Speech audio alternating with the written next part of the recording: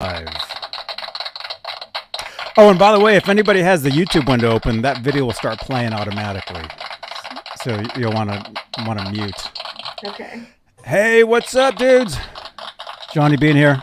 Listen to that. We got new batteries for the sound machine. Thank you again to Janice the intern. Look at that. You guys know we're live here. We got 43 people watching us already. You guys are awesome. You guys are awesome. Thank you so much for tuning in tonight. We're gonna have a great show for you. You guys know we talk guitars on this channel. We talk we talk a lot of Van Halen. So there'll be a lot of discussions about that. You guys, tonight we got Headless USA here. We got Babix. We got special guests. It's amazing. You guys, smash that thumbs up, smash that subscribe button. Help us get to 10,600 YouTube subscribers. I think we can do it. I think we can do it pretty quick. So yeah, so we're gonna do this. Let's see, how are we gonna? Okay, all right. This is Johnny Beane TV. It is September 15th, 2023. It is 8:08 p.m. Eastern, 5:08 Pacific, out here in Santa Cruz, California. And this is Johnny Beane TV. Here we go. Ready? Ready. Hi, this is Andy Summers, and you're watching Johnny Beane TV.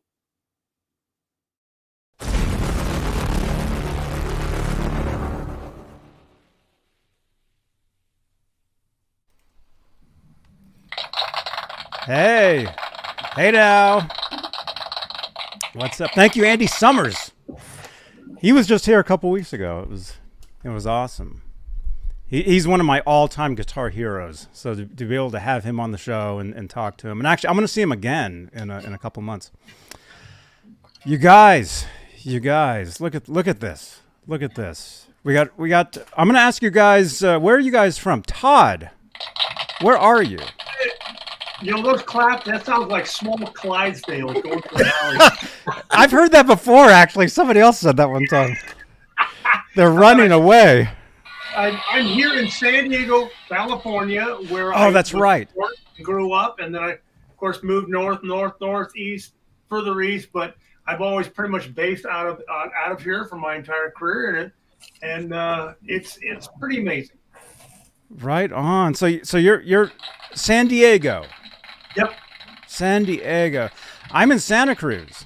So yeah. as like you said earlier, we're on the what'd you say? Same coast, the left, the right coast, the correct coast. Right on. I used to play in Santa Cruz occasionally when I was living in San Francisco with my dad. Oh, no way. We'd come down and play Santa Cruz, and there was a lot of backpacks. But it was a lot of fun. Yes. Right on. And I think Natalie, I think you were a local at one time. You said you were in Berkeley. Yeah, I lived in Berkeley for a year, and I worked in Oakland. Oh, cool. Yeah, Amoeba Records. We were talking about record stores earlier. Huh? Did you work at Amoeba? Nope, but I used to frequent it. Yeah. Oh, Telegraph Avenue. Yeah. I was Amoeba, Rasputin's. That's right. Blondie's Pizza. Yep. Wow. Yep. Incredible. So Natalie is here. Oh, wait, that's me. Natalie is here. Headless USA. Great to meet you. Yeah. And Jeff, Babix Full Contact Hardware. Jeff, where are you currently? We're in the thriving metropolis of Wappingers Falls, New York. Oh. The Hudson Valley section, about 80 miles north of Manhattan. And that's where I'm in the corporate office. And we have our showroom across the street, and then Jeff's design studio across the river in Newburgh. Mm-hmm. Very cool. And by the way, Natalie, where are you now? I know you're not in Berkeley. I'm pretty close to Jeff. I'm probably 20 minutes north in Poughkeepsie, New York, we're both about 30 minutes from Newburgh. Yep. Right on. Right on. So you guys, we're going to have a great time. We're going to talk Headless Guitars. But first, let's say hello to the top tier of channel members here on Johnny Beane TV, here on YouTube. Channel membership, if you'd like to support the channel and support these shows, you can do so as a channel member. The executive producers are currently CC, Stephen Franklin, Michael Smith, Music Therapy Laz, Sherman Callahan, 40 Grit, John Moronic, Majestic PB and J Cat, Guitarman 45, Janice Lala the Intern, R Habs, Warlag, Patty Dill, and Fairfield Guitar Co. That's the top tier of channel members. If you'd like to help support this channel, support these shows. We bring you guys new shows almost every day. I do videos probably 6 days a week, sometimes 8. Consider becoming a channel member to help support the channel, but also you can help support the channel with super chats. And as I think Todd, you noticed earlier, I had these lights in my background. Yes. You're like, what are those lights? Those lights magically change with any super chats, which are donations towards the channel, towards these shows. Let's see. So we're live on YouTube. We're also live on Facebook. If I can find that card somewhere over here. I think it's that one. Facebook. Some of us just became Facebook friends today. Right. Facebook friends. Facebook stars you can help support over there. And speaking of Facebook, we're also live in some of my Facebook groups, such as exclusively Van Halen. We got 62,000 members in there. What else? EVH Gear Fans Live group, EVH Gear Fans Live page, Johnny Beane TV group. And we're also live on X, which is used to be called Twitter, which is cool. And after the fact, after we're done here, this show instantly becomes a podcast. So you can listen to this episode on Spotify. And we are pretty much everywhere there is. So if you'd like to give us a follow, you can do so. And by the way, our guests' links will be in the live chat all night tonight. So if you'd like to follow Todd, Jeff, Natalie, their links will be right over there. And they're down below here on YouTube. So look at that. We got 64 people watching already. You guys are awesome. 65. Yeah. 63, 62. Yeah. Oh, abort. Oh my gosh. Yeah. So you guys. Okay. So where do we want to start? I guess the history of Headless Guitars. How did this all start? You guys are pointing over there. Jeff. Jeff's down there. Well, when you look at the history of Headless, probably the most iconic early part of Headless was Ned Steinberger's company, Steinberger Sound. Mm-hmm. Ned had started with some bass designs. He was in a co-op in Brooklyn with Stu Spector, and they were working on some basses together. And Ned had the idea of making an instrument, a bass, initially more ergonomic, and he found that he could balance it better by not having the headstock, by having the strings tuned at the bottom of the instrument, and then that led to a number of other developments that were unique to Steinberger, particularly the materials that were being used and the manufacturing techniques for it. So from there, Ned had an opportunity to set up shop in Newburgh, New York. Was a building available, and he wanted to start actually manufacturing them from the ground up. And of course, those that know Steinberger know they were made basically from graphite, epoxy, carbon fiber, and they were molded. And Ned was a very, very innovative engineer, and he had very strong ideas as to how to get the most sustain and stability out of a bass string, out of an instrument. And he started with a very small group of people building the molds and starting to build instruments that way. Quickly into that, a few years into it, Jeff Babbitt's joined up with him and a couple other people. And a few years after that, I got involved, and that was Steinberger Sound in Newburgh, New York. I worked in the mold room, Jeff Babbitts oversaw the overall production throughout the plant and the final assembly. And we were dumb kids that were pretty excited working on innovative guitars. I had heard about Steinberger actually when I was in college, and that's when it had first started out. And I really, really wanted one when I saw an article on it. So when I got home, I was going to sell my van and buy the only Steinberger around, which was at a store called Rainbow Music in Poughkeepsie, New York. It was owned by a guy, Don Greenwald. And before I was able to sell my van, Donnie had sold that bass to Chasm Sultan. And it was the only one around. You know, they were only building a handful of them at the time. Mm-hmm.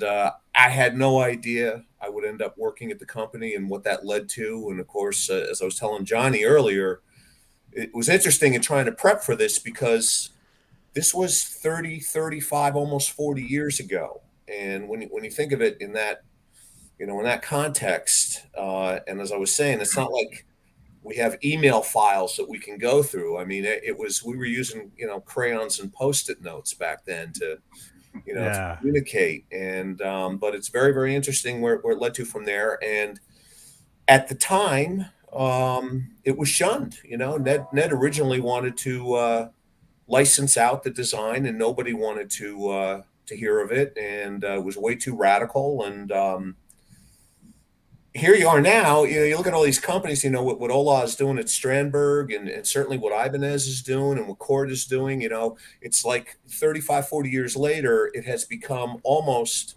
a standard, you know, a de facto standard in the industry. We didn't see that when we were starting with it, but we did have some growth and got to meet a lot of cool people, a lot of artists, and we merged with Gibson. We're bought out by Gibson, and that's kind of how the whole thing started. I think Todd can lend his perspective to that as well. Yeah, I just, the only reason I discovered Steinberg, I was in New York recording with Fraley's Comet in '87, and I was playing. I had a Les Paul TV model 57 Les Paul Junior, and then my regular Les Paul Custom. And Ace Frehley handed me a guitar that would look identical to this black GM. Wow. And he said, "Here, play that." He said it just like that. And I said, "What the hell is that thing?" You know, and he said, "I just play it," you know, because he was a man of many words. So I plugged it in. First, the neck was kind of thin for me. I'm used to a thicker neck. But I plugged it into my 100-watt Marshall, the way I record and the speakers I use. And it just sounded like God. I was like, holy crap, this is amazing. And then I love the trans trem because it had a trans trem on it. And the bomb, the distinctive sound, because it doesn't do just an even bend. It kind of cambers off camber. And it was just phenomenal. And I was hooked. So I immediately ordered, or pretty soon after that, I think I ordered my red one, which wasn't ready until I think in 88, sometime early 88. And that's about the time that Vito Bratta, who was with White Lion, and they were opening up for Fraley's Comet, and we used to hang out. And I can't remember if he got his white one first or I got mine first, but I'm going to go with I got mine first. So prove me wrong. Yeah. Oh yeah, because he's. I mean, I had all those albums when they were brand new, and the White Lion stuff. I mean, he was known for having that guitar. He had the logo on there. Oh yeah, it was a phenomenal. He was a phenomenal, still is a phenomenal guitar player as far as I know. But we used to hang with the rest of the band, and I would used to hang together. And he was just a phenomenal player, and I just used to marvel at him because I'm not really a lead player. I'm just a rhythm songwriter. But he was so good at it, and he just made the thing scream. And I loved how they did the White Lion on his guitar. And I wanted to put something on my red one, my first red one, which is over here. And for some reason, Steinberger said, "No." I guess I wasn't a White Lion. Like, damn it, you know. It is what it is. I don't think we did that logo on Vito's guitar. I think he had somebody do it for him. So don't feel like you were left out. Vindicated. Okay. You played the 2T, right? The GM2T. GM2T, yeah. Yeah. Did he have the 2T? Yeah. Yeah, I believe he had the two. Do you have any twos? I'm not sure. I think I have the 4. I have just a lot of the GM1 Ts. Yeah. No, Jeff would know. I Wow. have a couple guitars. I don't know what the hell they are, but they're a Those are 5-string awesome. bass. But they're so much fun. I just get giddy every time I acquire a new one. But Those are awesome. And then really quickly here, let me say hello to some people. As I said, see, my lights have changed during the show. Stefan Richard, thank you so much. Thank you, Stefan. I think Natalie, I think you know Stefan. I think they said something in the chat. And then also Martin Hensley is saying, I wonder when Babix is going to make a floating tram. Yeah, I wonder that too. Now, if he's talking about the Babbitt's full contact hardware, which is not for headless, those can be set up to float, and we actually recommend that. But I would imagine that the person chiming in is probably wanting to know if we'll make a headless floating tremolo. And I know right now what Jeff's been working on is fixed bridges for headless using the Babbitt's full contact hardware technology. That's been a real big project for us. We will be introducing that before the end of this year. So we're pretty excited about that. So it's kind of interesting, like I said before, 35 some years later, to be working with that. So I know we had talked about this earlier when we were in the green room. Will you be at the NAMM show coming up in January? Oh yeah, we're always there. Yeah. Awesome. Very good. See, I'm wearing my NAMM shirt from 2022. oh, there it is. Well, I was there too. I'm glad to know my dues went to the purchase of that shirt for you. Then. It's a little tight. All of my shirts are tight. I love the NAMM shows. Like I said, this coming up, technically it will be my 11th year, but there was no physical NAMM 2021, I guess it was. Yeah. It was not But yeah, I'm looking forward to seeing you guys there. I'll be there. I'll be there. It'll probably, I think it's number 27 or 28 for me if you go back, to the beginning with the Steinberger years. And, as we had talked earlier, the NAMM show has a different feel to it. I actually kind of prefer it now because it's not so much, back when we were doing it with Steinberger, we had a big booth even before Gibson had bought us, and Ned designed the booth, and Ned made sure to design the booth to be as complicated as possible to put together, and even more complicated to take apart and get torn down to get out of there. But you did a lot of, you took orders at the NAMM show, and that's not really the way it is structured today. But you get to see a lot of new technology for the Babbitt's business that we have. It's very productive because we are basically licensing our innovative technology. A lot of people may know that Fender started using our bridges last October on their Aerodyne line.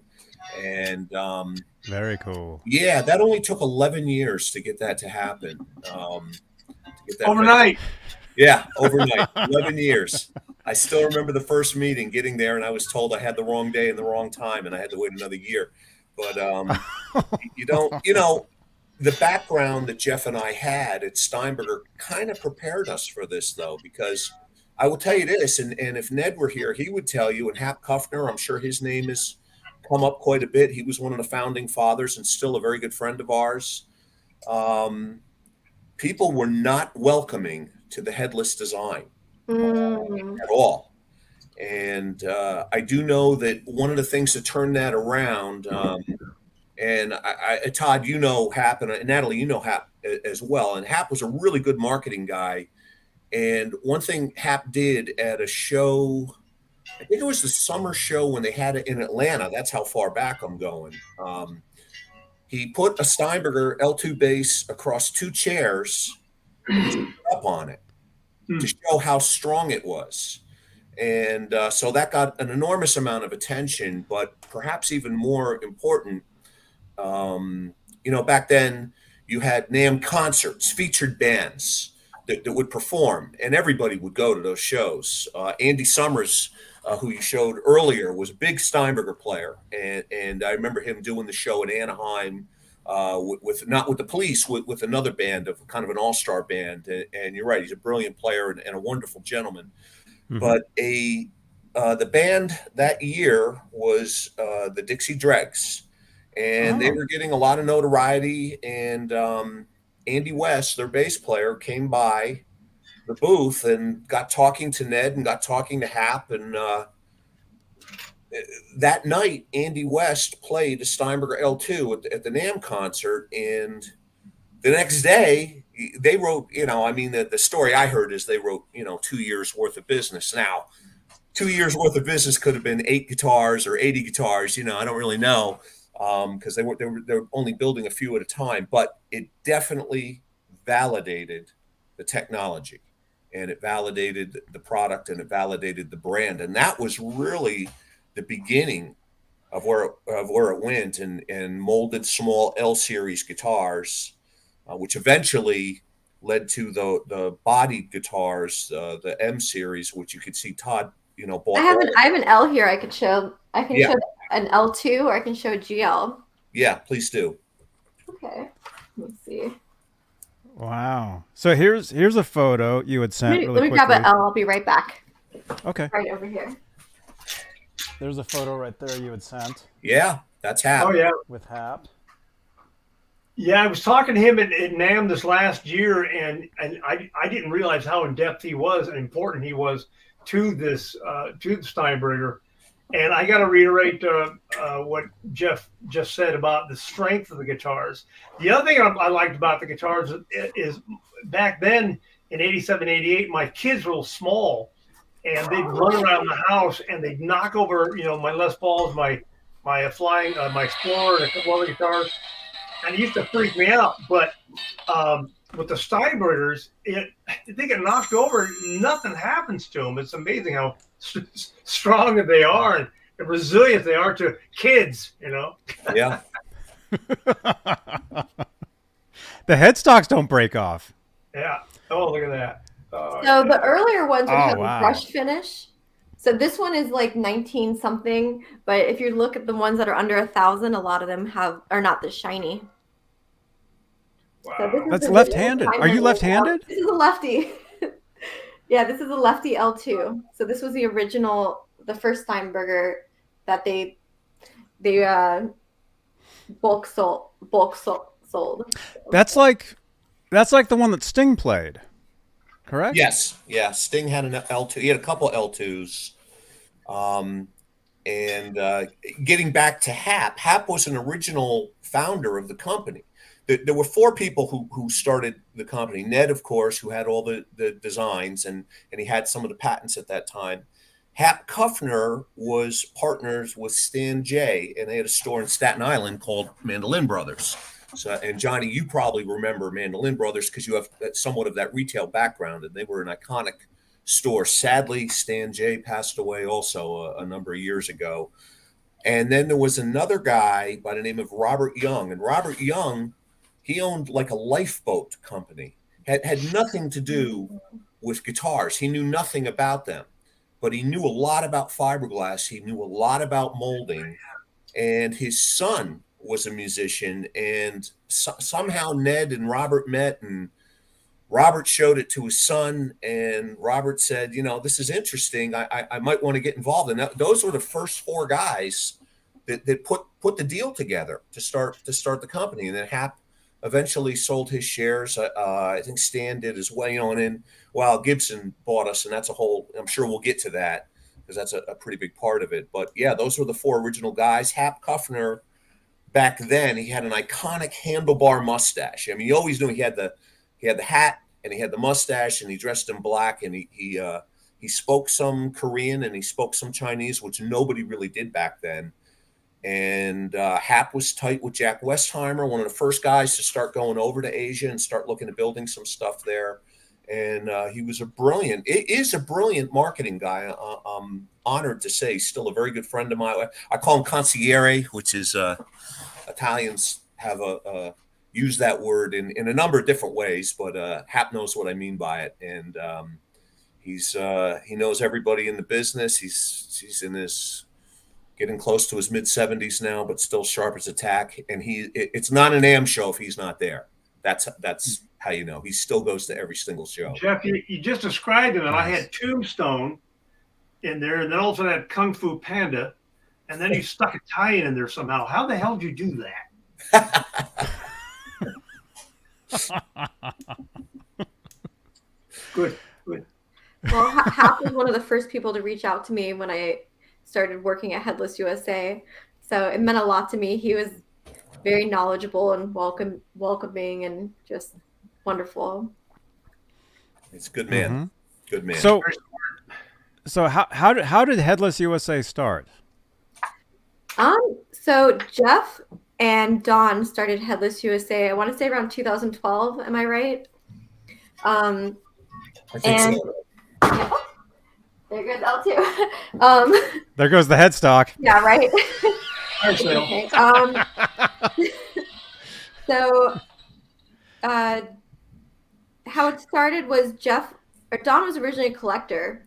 So he had about 200 Steinbergers, and started restoring them with Jeff, and little That's by with little. Jeff Babbitts. Just to be clear, not with me, Jeff, but with Jeff Babbitts, who was doing the restorations. Yeah, I met Don about 8 years ago, so maybe Jeff Carano knows a little bit more of like the earlier days when they were just starting out.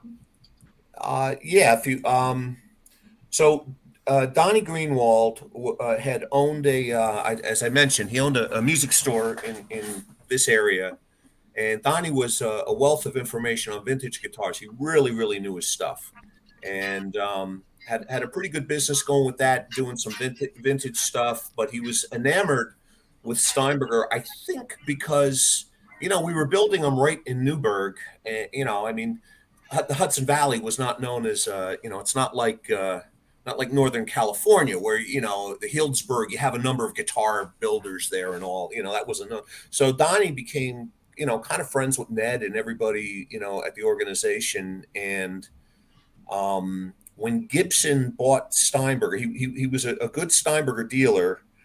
But at the same time, you had East Coast Music Mall, which was a huge Steinberger dealer. We actually, Andy Rossi, a guy who worked for us, had designated them a showroom. So East Coast Music Mall was owned by Ed Roman, another iconic name in the history and anybody who's been involved in guitars. And so Ed was making a play to kind of buy up all the Steinbergers that were out there because they felt that Gibson was perhaps not going to be able to succeed with it. And Donnie was doing the same thing. So you had these two guys kind of outbidding each other to collect them. And as Natalie said, Donnie ended up amassing about 200 of them. Well, the thing with Steinbergers is it's because of the way they're constructed, because they have a phenolic fingerboard. They don't have a truss rod, okay? So if you need to reset the neck, you basically have to carve a relief or sand a relief into the phenolic fingerboard, carve a relief into the fretboard to get them to play perfectly.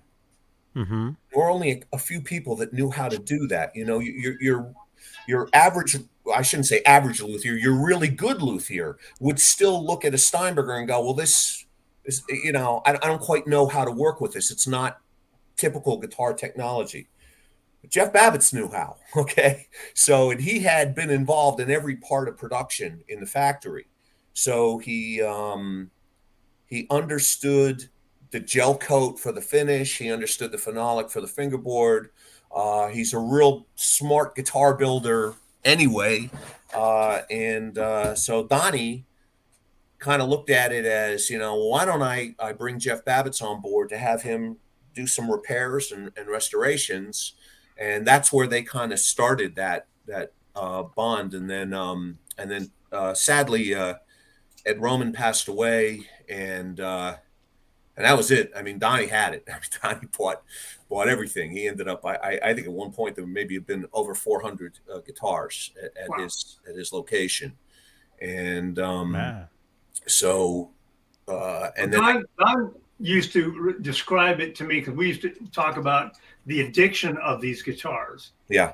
and we both conferred. I mean, commiserated in the fact that we're highly addicted to them, and it's just alluring, the sound, the way they play. Because every time Jeff Babbitt's, the artist, would redo my guitars, including the one I'm holding, Donnie would play it, and then he'd tease me that I got to play a guitar today, and when are you gonna mail it, you bastard? When I'm done playing your guitar, you big baby. So he had the same thing I did. It's just you just have a love for him, and then I utilize them obviously, and sort of Don to a degree. But even when I retire, if and when I retire, I'll continue to collect and slightly customize, and then collect the stock ones from Natalie, because they're just addictive.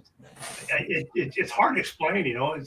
Some people collect coins, and we just happen to collect very expensive guitars. One thing about Don was he'd always insist that Steinberger was the best sounding, best playing guitar.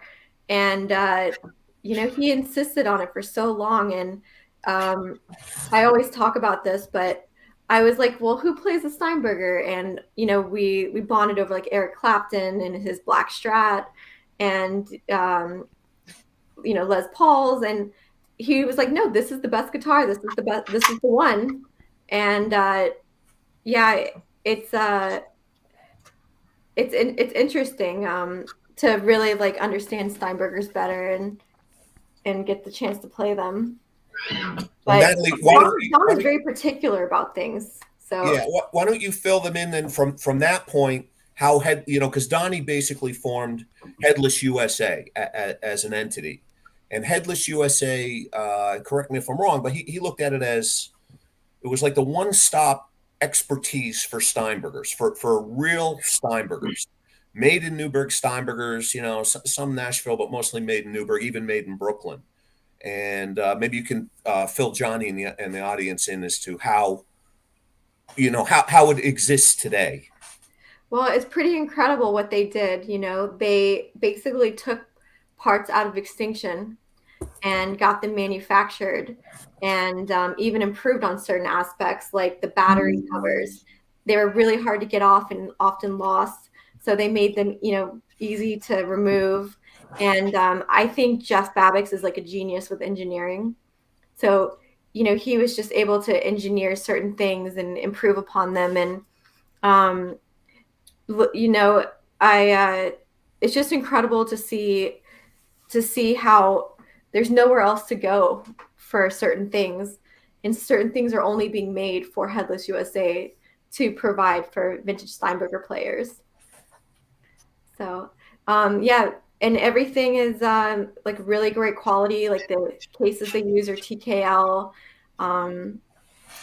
The logo for Headless USA was made by, I believe, Stu Staley, who did the original Steinberger logo. Yeah, he did. It's really incredible.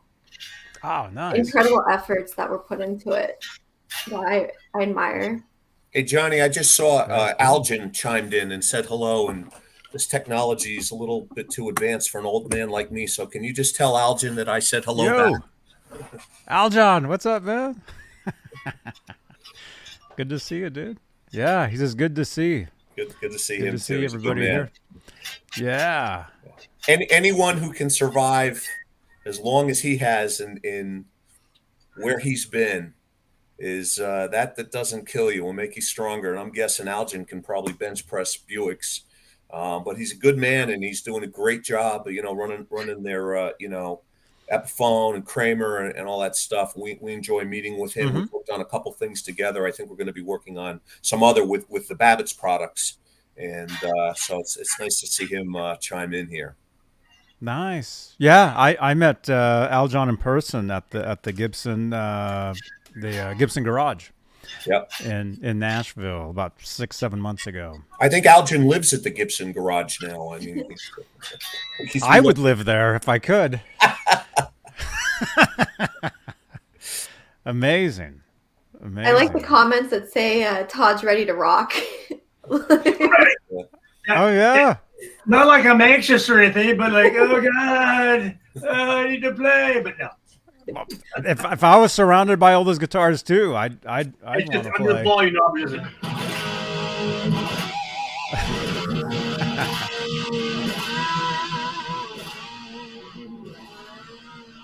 Wow. God, I love this thing. Man, I've never had the privilege to play a. Thank you, James. Look at this. See my lights? They keep going off. Green. James, thank you so much.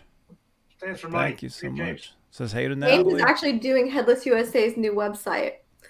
So Oh, yeah, right on. yeah, they do a really good job. So we're gonna do some kind of like, it's gonna be a little 80s, a little bit cyber. We're gonna keep the color green because that was Dawn's favorite color, and yeah, it's gonna be exciting. We're gonna have a lot of different things going on with it. Excellent. Awesome. Awesome. So the website's down below, or it's in the chat here. If you guys it's like every like 15 lines, it'll trigger like the links for you guys tonight. What was I gonna say? Let me ask Todd, let me ask you, I've got a couple, well, I got so many questions. First of all, like let's just take like all those guitars that you have there. Like you said they're addicting. I mean, look at that. How different? I mean, obviously, there's different pickup configurations. How different? Like, are they essentially? Are the necks identical or different? Well, pretty much on the necks for the GM1 T models, they're all the same. The I think the 12 string, my 12 string Koa wood, which was only one made according to Dawn, and I got it. This neck's a little wider. Oh, wow. And I used this on one of my heavy songs on the heavy canvas. But this thing, I start sweating when I pull this out of the case, and then when I build this thing up here, you're terrified of something happening. But yeah, they're all principally the same. They have a little different sounds. Of course, the basses play differently, and the 5-string basses are an art form to get to learn how to play those, because usually a 5-string bass is a little bit further apart, and these strings are a little closer together because I think they utilize, if I'm correct, they utilize kind of a thinner neck to stick the 5 strings on. So that's you have exactly what we did. Yeah, you've got to be. My hands are like medium to large, for a guy 5'7". So it's an art form to get in there and play it. But God, they just sound so amazing. And then of course it also depends on how you strike and play the guitars that makes the distinctive sounds. Like this, I've just got this plugged into a little tiny Fender amp, and just the way it sounds, just normally. I mean, just the way you hit it.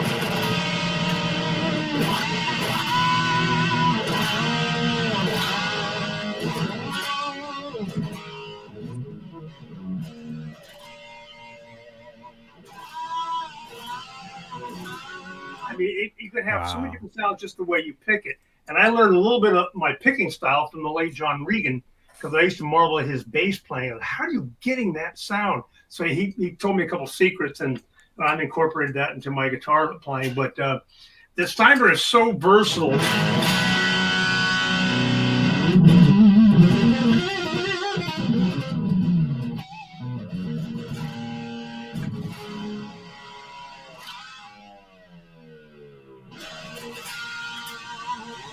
I just love it. It's just, I mean, for me, it's intoxication. Audio intoxication is what it is. Yeah, I mean, there's just something about the sound of those tremolos. They're very distinct. I mean, and I like the way they play. It reminds me of the tremolo that ZZ Top used in one of the songs many years in the 70s, and I was just transfixed. I can't remember the song now, but it's just.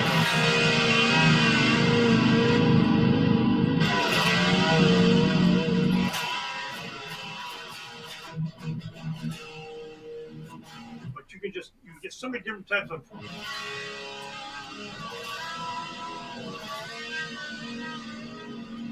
Yeah. It's almost like having like a built-in chorus effect. Yeah. In your bridge. What are you going through? I said nothing. I go straight in. When I was younger and growing up here and doing cover bands, course, I was playing keyboards, singing lead, and playing guitar, and I wasn't really that good on guitar, but I'd have it hooked up into a bunch of effects, and it used to irritate me because it always, short out, the chord would go bad, or somebody like me would step on it, and it just used to irritate the hell out of me. So eventually, when I started doing big tours, I use minimal effects, which, it's not really recommended in today's music, I guess, but I would go straight in, Marshall 100 watt, maybe a little bit here, a little bit there, some pedal, but this thing just produces such different sounds depending on how you attack it and you play it. That's what I love about Steinberger. Yeah. So how does the tremolo, how does it feel?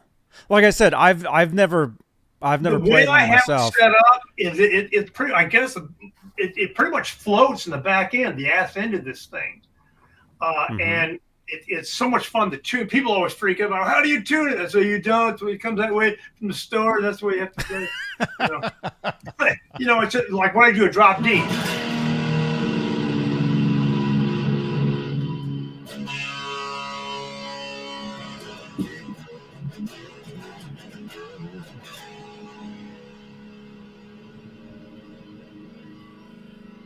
It's so quick to tune, and I'm so used to playing the Trem bridge. I mean, my hand sits on it just perfectly, and I can always grab the bar. The thing that Don used to hate with my bar was always hanging down, like it resembles something, but he hated that. So bring it over, bring it up this angle. I don't like that angle. Bring it up. I bought the guitar. I'll play where the hell I want to play it. So, but. For photos, I'd always put it right where he wanted, Then he was happy, big baby. And then that's where he liked to be all the time. And, I can't play. It's got to be out of the way. And I learned that from watching Eddie Van Halen play years ago. Because he'd play and he'd pick it up and then he'd get the hell out of the way. So I always thought that was kind of cool and I guess somewhat phallic. Who knows? My introduction to those guitars was through Eddie Van Halen, through the FUTONE 50 album. He did a couple songs, Summer Nights, Get Up, where he really featured that guitar. Although maybe you guys can tell us, wasn't he given? I think he was given like his original guitars, his Steinberger's, back in like 82, something like that. I don't think it was that early because, Eddie became enamored with the Trem, which was developed a little bit after that. And maybe it was the bass. Yeah. Maybe it was a bass he was given in 82. And there are some pictures out there floating in the internet of Ed using an L2 bass. And no way. He was doing doing bass tracks. I want to see that. Yeah, I think he would take one on tour, and because he would be recording demos in his hotel rooms. Yeah. There was a photo of him in a hotel room with a bunch of cassettes on the ground, and you can see that bass like on the bed next to him. But then when he got into the guitar, it was I can't remember exactly how it came about. My understanding was he had he may have talked to David Bowie. We'd done a GL fixed bridge for David Bowie, and then we did a chrome plated one for him.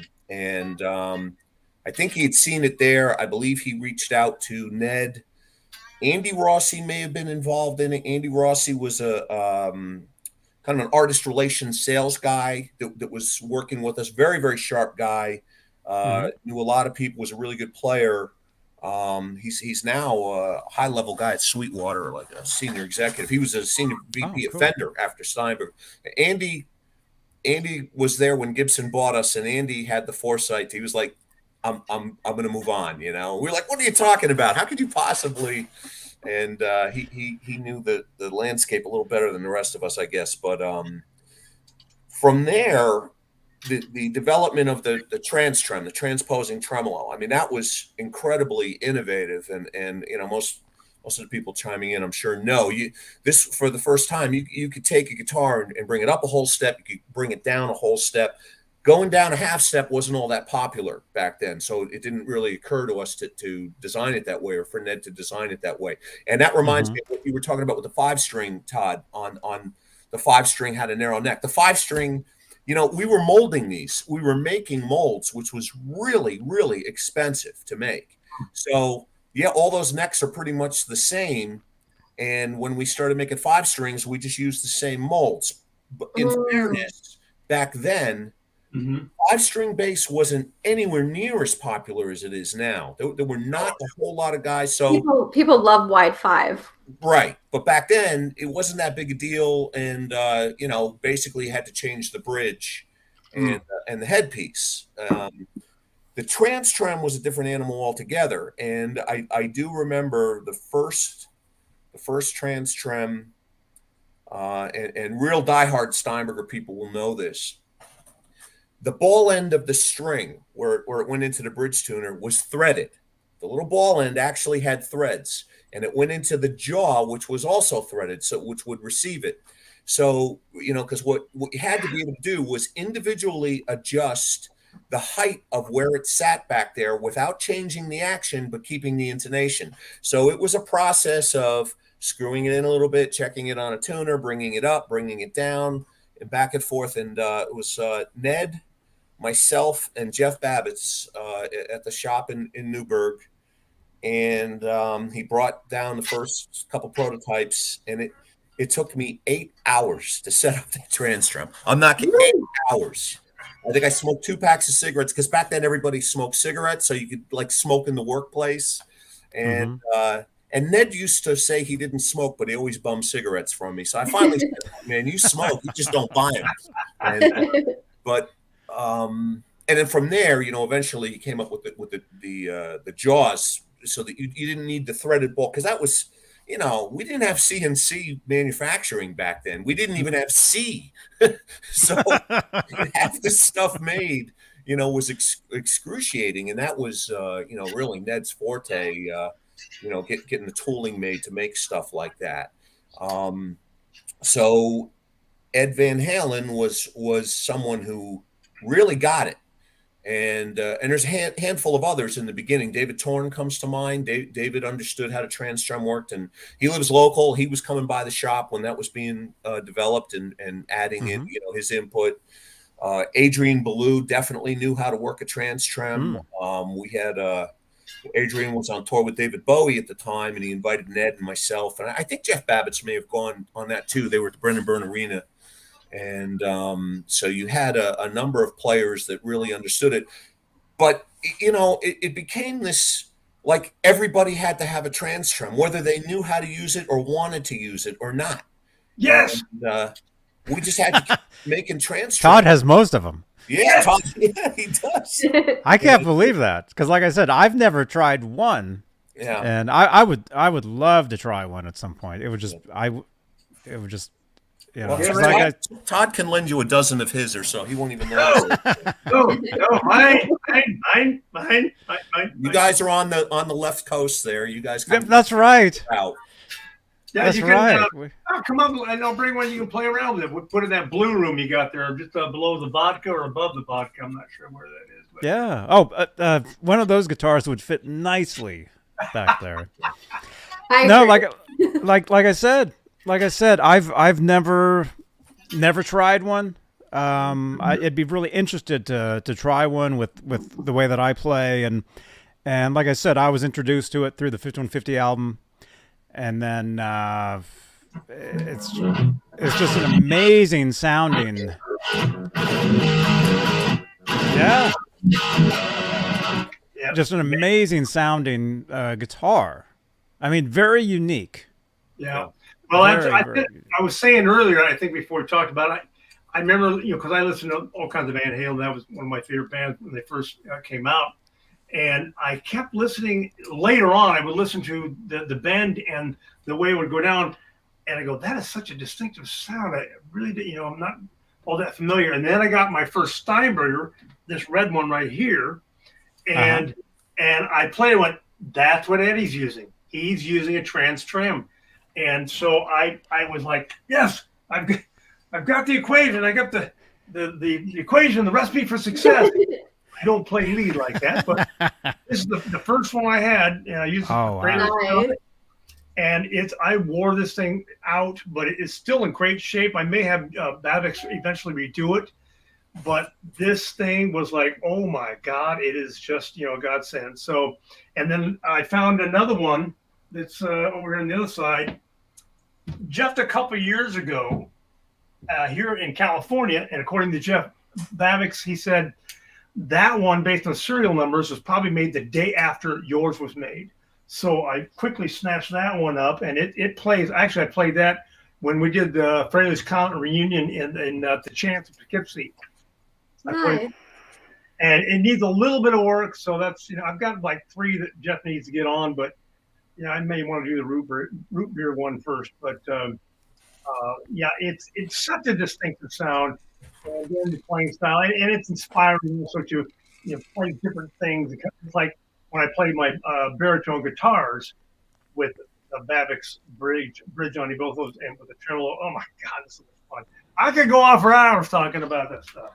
Oh, well, that's what we do here. But I'll sit down because I'm 5 years old. It is interesting that the concept of the Babbitt's full contact hardware, which we've been doing for a number of years now, where the idea came from actually was rooted in kind of Steinberger lore. So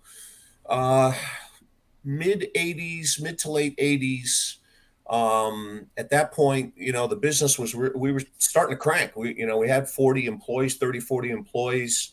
We were building a lot of guitars, selling a lot, and he basically sold to retailers and distributors. There were things called sales reps back then. You don't even see that so much now. We sold a ton to Manny's.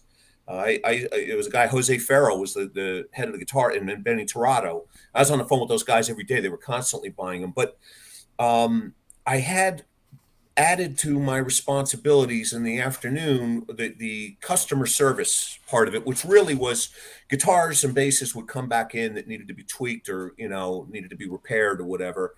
And Jeff Babbitt's was running the supervising the entire final assembly department, and those two departments were separated by one wall that we could get to each other on. So we were working really quite closely together, and we would get basses back. I think the guy from Simply Red sent this bass, and they would say, I'm not sure what's going on. It just doesn't sound the same as when I first got it. There doesn't seem to be as much. The dynamics don't seem to be there. The punch isn't there. The sustain isn't there. And Jeff figured out pretty quickly what was happening is over, a course of many, many gigs. Somebody's on tour for 6-7 months. The little set screws that would anchor the saddle to the bridge would start to loosen and come out a little bit. And that changed how much resonance, how much vibration from the string was being transferred to the body of the instrument. And so it was an easy fix. But he always remembered that, so that, I guess thinking, 30, 35 years from now, I'm going to come up with a bridge and I'm going to remember that concept, which is really how he came about with the ECAM system on our bridges, which is this cam inside this housing. And these, if I can hold this the right way, the set screws adjust the height, lock it into place. But the entire time, the saddle housing is continuing to make contact with the floor of the bridge and the body of the guitar. So that really came from, him recognizing and remembering that happening. And that was the basis behind, what we've been doing for quite a while now. That's just beautiful. That's just art. That's just art. My God. Yeah. And now, of course, Jeff, he understands CAD. He understands how to do all that. So we didn't have those tools back then. And I can't stress enough, I was telling a story, before we went on that, when I was in sales and we got our first telex machine, and I'd venture to guess half of the people chiming in here have never heard of a telex machine. And I remember looking at it and thinking, it'll never get any better than this. I mean, you can communicate with people on the other side of the world and, within a day you'd hear back from them. Now you can send a CAD file in about 8 minutes. So that's a You're used to this. yes, exactly. I still use this. Yeah, but you're tech savvy too, though, because you set up this whole multi-screen thing. I mean, you got people chiming in, changing the colors behind you. That's a lot further than I could ever go with this. Yeah. Oh, I can't wait to see that. In another 5-10 years, what goes on with everything. I mean, technology is just. Yeah. I think we were going to get into that too. Technology is just amazing. Yeah. Yeah. Especially, I mean, just today, all the different things going on, whether you're into guitars, lights, whatever, mics, whatever that is. Right. There's always something new and exciting. And well, I think a big impact on it is certainly going to be the 3D printing. A lot of people are already using that. So you can you can make prototypes far more cost effectively. Remember, I mean, Ned designs a tremolo and it's got to be sent to the local machinist, and maybe 3 or 4 months and a couple $1,000s later you get a prototype that doesn't work, and then you start doing it all over again. I mean, it's very, very different today, but you still need the great ideas to start with. I think with 3D printing and what's happening with AI, which I really don't understand, I probably won't live long enough to see how that's going to turn out. But the technology is a huge, huge plus. And it's part of the reason why you can get really good playing guitars for, less money today. I mean, you could go into a store and take a guitar off the rack for less than $300 and you can use it at a gig that night. You couldn't do that, in the early 80s. That was out of the question. Oh, totally. Yeah. Really quickly, we got 90 people watching us, and see, I told you, an hour in, it's like an hour. Huh? It's like awesome. Let's say hello to some people really quickly. We got a lot of people here in the chat. By the way, were we doing a giveaway? Yes, we are. We're doing a giveaway tonight. Yeah, I can show what we're giving away. Oh, sure. I have to grab it. Sorry, guys. No. How many of those are we giving away tonight? Oh. By the way, Todd, is that your normal backdrop? Or did you build that for us? The Teletubbies came in and dropped this. I don't know what the hell. Jeff Bavix loves purple, and he always has a purple a pad on every guitar he works on. So I thought that's a brilliant color for contrast. Well, obviously, today I ran out of purple, so I had to use some of my green screen, hence the Teletubby remark. And then I got my CD rack over here. So it really looks like it's pretty much a train wreck surrounded by beautiful Steinbergers. It looks awesome. Yeah, that's awesome. There we go. And there's Todd's website right there. Yeah, that's what we're.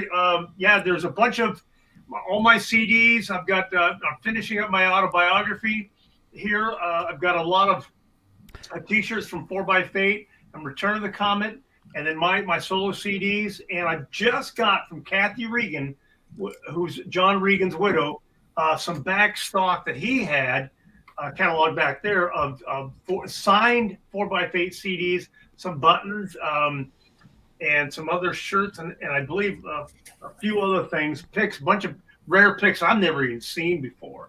But I'm going to be putting up on my website there next week, and most of the sales are going to go to John Regan Memorial in Wappingers Falls. So that'll be for Kathy and family. And Todd, can you talk a little bit about John? Because I don't know how many people chiming in are familiar with him, although he did play Steinberger and plus also some NS stuff. But you may want to maybe just give some background on. I don't even know if Johnny knows who John is. John is. I remember when I was playing with Cheap Trick in '85 and '86. In '86, we were on tour with John Waite when he had the big hit. I ain't missing you at all. That tune was great. And so I used to listen to the band at soundcheck because we did co-headlining. Some nights they'd warm up for us. Other nights we warm up for them.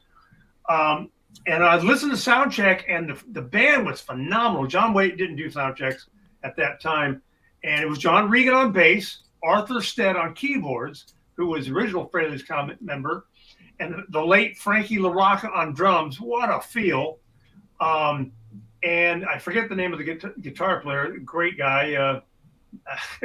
So great, I can't remember his name. But the sound of the band was just phenomenal. And so I walked up to John one day and said, "Hey, I'm Todd Howard. I play keyboards to Cheap Trick." He said, "Hey, yeah, I've been watching you. I see you up there singing and playing, and you're singing one hell of a lot, blah, blah, blah." So we started talking. He wanted to know what I did, and very cordial. And I said, I'm more of a guitar player, songwriter, and lead singer. I play keyboards for Cheap Trick because, I love the band, and plus it's my job. And so he said, "Well, that's interesting." He says, "I'm working on a project right now that I can't tell you what it is, but let's exchange information." 4 months later, he gives me a call and said, "Hey, we're consolidating the band we have, and the band's called Fraley's Comet. It was Ace Frehley from Kiss." And that's how I met John Regan, and that's how I got involved with Ace Frehley and Fraley's Comet. And when I got in the studio, I'll just say this: when I got in the studio with John Regan and Anton Fig, who's just a monster, the sound when we would cut 3-piece, and even if Ace was there, if we'd cut 3-piece, it sounded like Zeppelin. I mean, I play my rhythm's way in the backbeat, and so is John. But when John would play, and then he'd come back in the studio in the booth to re-record whatever he wanted to do, I've never heard a bass tone and accuracy and bottom end like that in my life. It's just boom, boom, boom, boom, boom. It was huge. So I was instantly a John Regan fan. So John was a local guy from here, Johnny. He actually grew up and lived in Wappingers Falls, where we are. And he was, I remember being 15 years old with my fake ID that I would use to go into the clubs to watch John Regan play.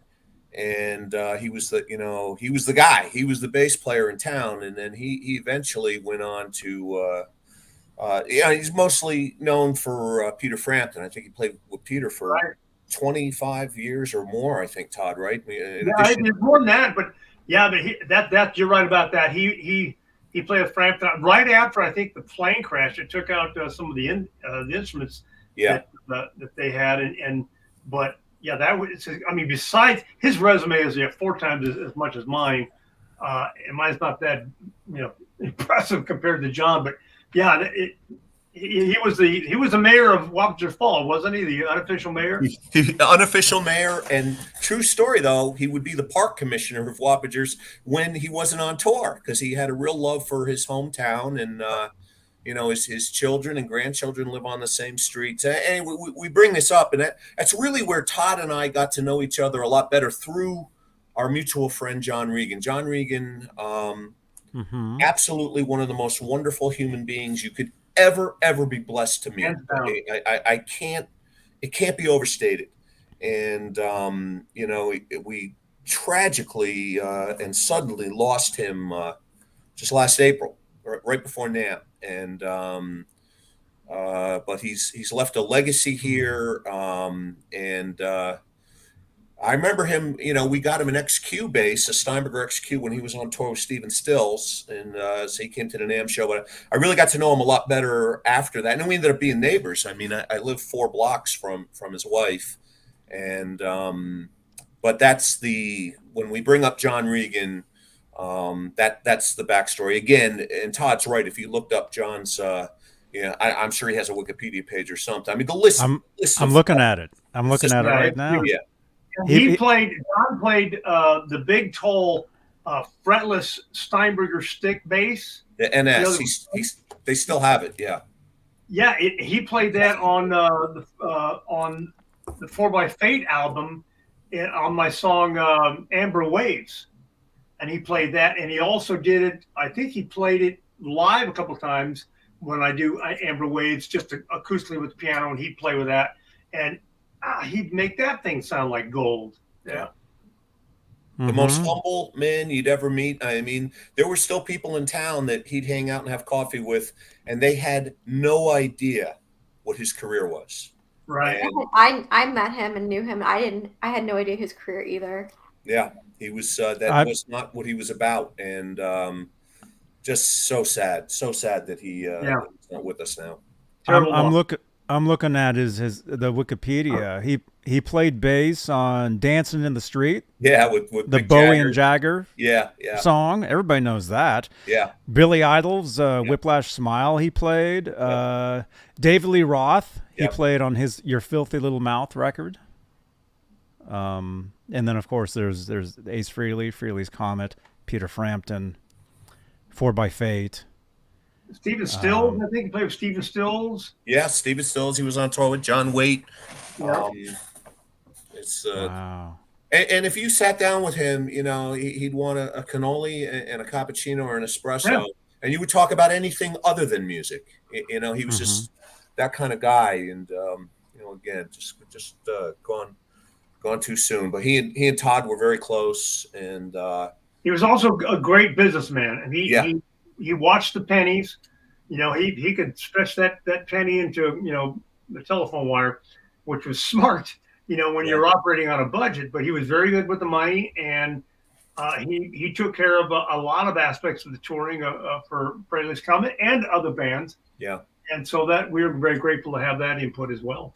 I remember him telling me when he got the first gig with Frampton, right? And he had to like learn this stuff on the way to the show, and he did it, and he did I forget how many dates, and he got his check, and I don't know what it was, but I mean Frampton was pretty big name, you know, so I'm sure the check was pretty good size, and John said, "I'm never going to get paid like this again, so I'm going to really save this money," and he ended up getting paid that way again over and over and over again, but that was his mindset, you know. He lived below his means, and you know, his family, everything to him, you know, and smart guy, one of the smartest human beings I ever met, and so that's the John Regan backstory, and I'm sure other people will talk about John forever, and they should.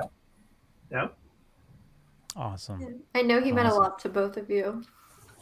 Yeah, it was that day when he passed away. I had a fan that lives in Raptor Falls, a retired police officer. He called me and said, "Hey, you know, this is what's happening." And I was just horrified. I said, "Please keep me posted." So he called me back shortly after and said he passed. And so I spent, you know, I'm sitting there with tears in my eyes. It's just very upsetting. And I ended up calling everybody. The only person I didn't talk to was Ace, but I called up Richie Scarlett, you know, Steve Budgie, Werner from Return of the Comet, Rob Afuso from Skid Row, because he was the drummer in 4 by Fate. Pat Gasparini, who was also, Pat used to work for Steinberger, and he gave Don a lot of stuff. Yeah. I answered according to Pat. But I spent all day on the phone, you know, talking to people about him, and Danny Stanton and Eddie Trunk, talked to Eddie Trunk, and I'm probably forgetting a few other people, but it's just horrifying, you know. I mean, truthfully speaking, yeah, I turned 66 here in about 9 days, and John was a little bit older than I am, but it was just, you start to realize, like, okay, what's it, TikTok? What's happening here? How much time have I? You know, that's my greatest fear. Not that I want to make this all about me, but you know, I always fear. I'm in great fear of not being able to get the next new song out. You know, so it's real important to give out, contribute as much as you can with your creativity while you're still here. So that was. I remember my daughter Bianca getting home and saying, "Dad, have you been seeing what Todd's posting on Facebook?"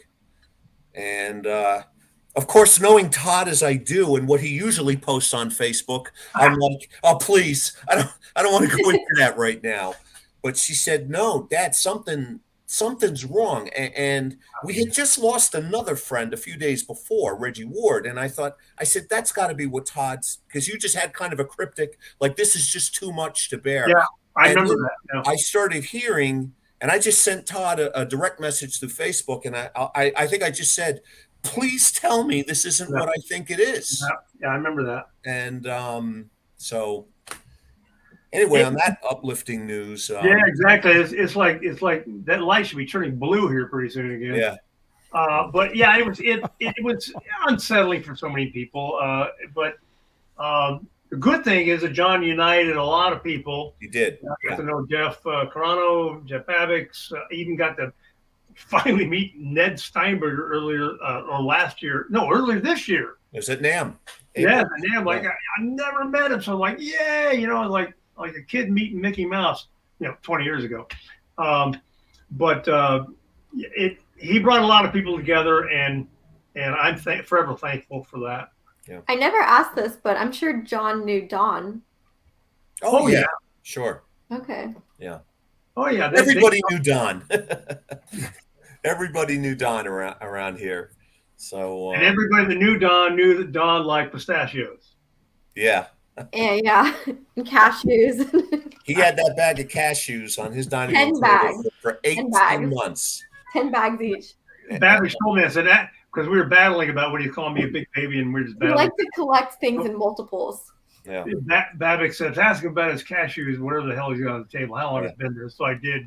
He said, well, they've been there for a while. I'm going to eat them.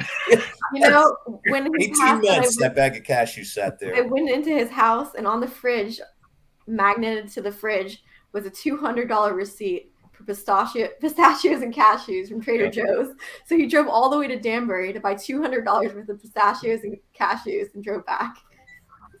So that's where my money went.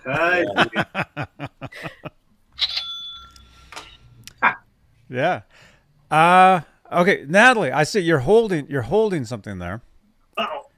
What is that? Positive Grid was nice enough to give us one of their Spark amps, and they put the Headless USA logo on it.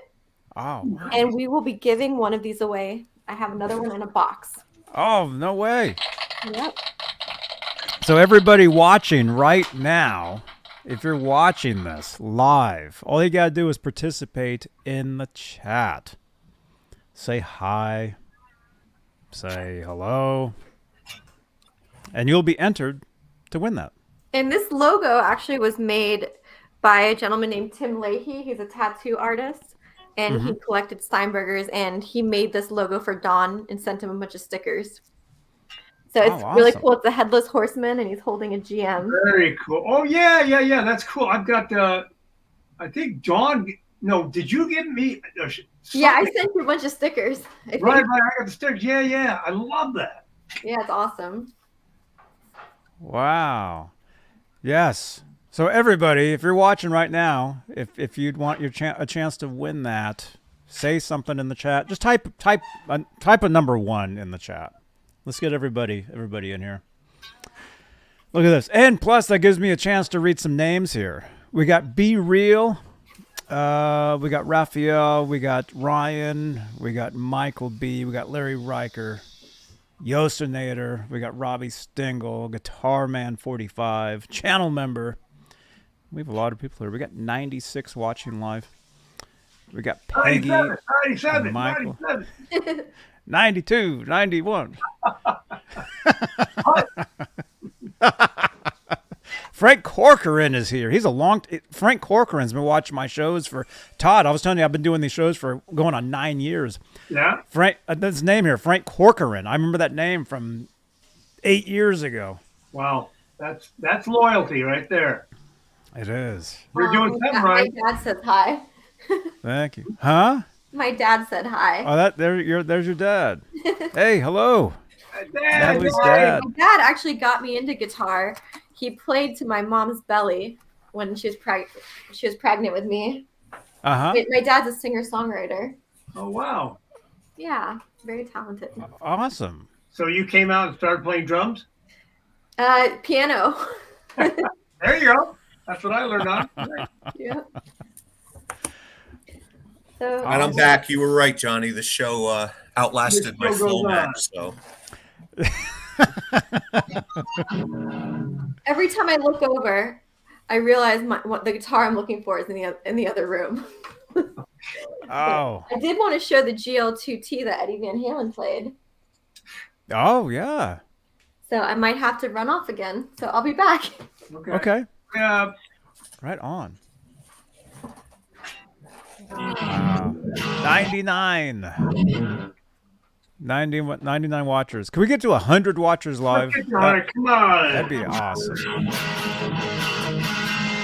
I can tell you my Vito Bratta story. That'll probably bring a few folks. Oh, Vito, yeah. Oh, wow. Want me to do it? Yes. Yeah. So, and just full disclosure, I reached out to Vito today to say, listen, I'm going to be on this podcast talking some Steinberger history, and there was a certain event that we were involved in, and I said, are you okay with me mentioning it? Because Vito's very he takes his he's a private guy. Okay, he's not looking for the limelight at all, and I want to respect that, and I always do with him.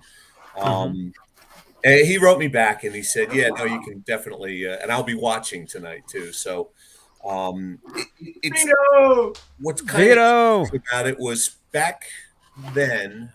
So this is late 80s, 87, I guess, 86, 87, maybe 88. One of the ways that you counted on to market and sell your guitars was really heavily on artist relations, more so than it is today. And Todd and I are about the same age. We kind of remember, you'd buy an album because you wanted to open up the album, look at the liner notes, because you wanted to see what instruments those guys were playing. That was important.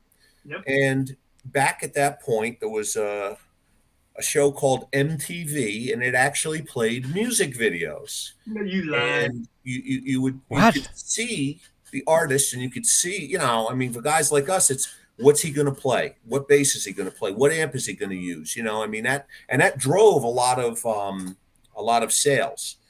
And I do remember a video came out. If I remember right, it may have been When the Children Cry. And it was White Lion, and I wasn't familiar with them. Andy Rossi was. He knew them. They were playing at L'Amour's in Brooklyn, and this incredible guitar solo was played on a white GM, and it was Vito Bratta. And the next day, we couldn't keep up with the phone calls from dealers and consumers looking to get white GMs. And that's how quickly, it would happen from seeing, a prolific artist use your instrument and people made the connection. And it was, a lot of people don't know this, but it was a little troubling because, everybody said, well, Steinberger's doing, wood bodies, maple bodies now. So that's got to cost less than their graphite instruments. So if they sell a lot, they're going to make more. Not true. Not at the time. We didn't make the maple bodies at our factory. Okay. We weren't like, ESP or PRS. We were molding graphite instruments and graphite necks. So the bodies had to be brought in from companies that specialized in that. And I was general manager at that time. Gibson had already bought us. So I reported directly to Gibson, to Henry Juskowitz, the CEO, and was kind of mandated that, okay, you're going to buy the bodies from Gibson. Now, there's a couple things that we learned from back then. And one was when Gibson bought us, when a big company goes to a small company and says, we love everything you're doing, we're going to buy you, we're not going to change a thing. What they really mean is we are going to change every single thing you do, including the brand of coffee you serve in the break room. I didn't know that at the time, but I do know that now. So a lot of things that we were doing had changed. And in buying the bodies from Gibson, it wasn't the most affordable. Plus, because we made the graphite bodied instruments in-house, if there was a QC issue, a quality issue, we could fix it right there. Okay. You could sand down the gel coat, you could repair it, rebuff it out. But with the bodies, that wasn't the case. We weren't even really equipped to do those kind of repairs. And these bodies had binding that Todd so much loves.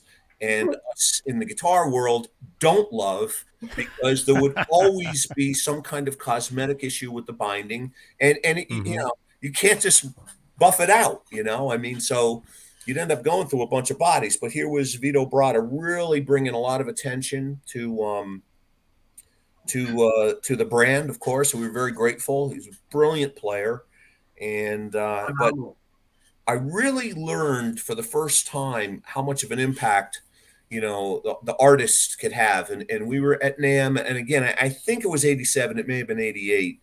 And there was a high-end steakhouse. I can't remember if it was in LA or Hollywood, but we were going. So it was myself, Andy Rossi, Vito Bratta and this girl who worked for us named Angela, was in sales and customer service, and we got to the restaurant, and there was a line. I mean, because it was NAMM, and you just couldn't get anywhere near it.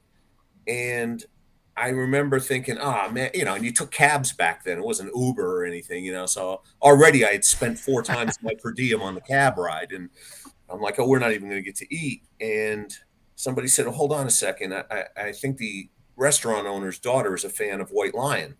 And sure enough, the owner came out, met Vito, shook hands, took us to the front of the line, got us our table, and I remember thinking, wow, this is unreal, and I was 26, 27 years old, it was the first time I saw that kind of impact. Now, I will tell you this, he was a very, very humble guy, I loved working with Vito. He was extremely dedicated to his craft.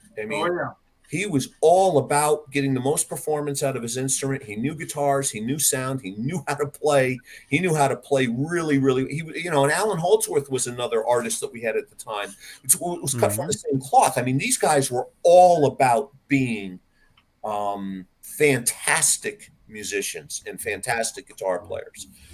But we sit down to order, and one of the meals was a 48-ounce porterhouse. Now, for a guy like me, that's not a problem. Okay, I warm up with that. But this girl, Angela, said, Vito said something like, "Well, what are you going to get?" And she said, "Well, I'll get the 48-ounce porterhouse." And Vito said, "Come on, there's no way you're going to eat that." And she said, "I'll eat it all pretty much in one nonstop bite."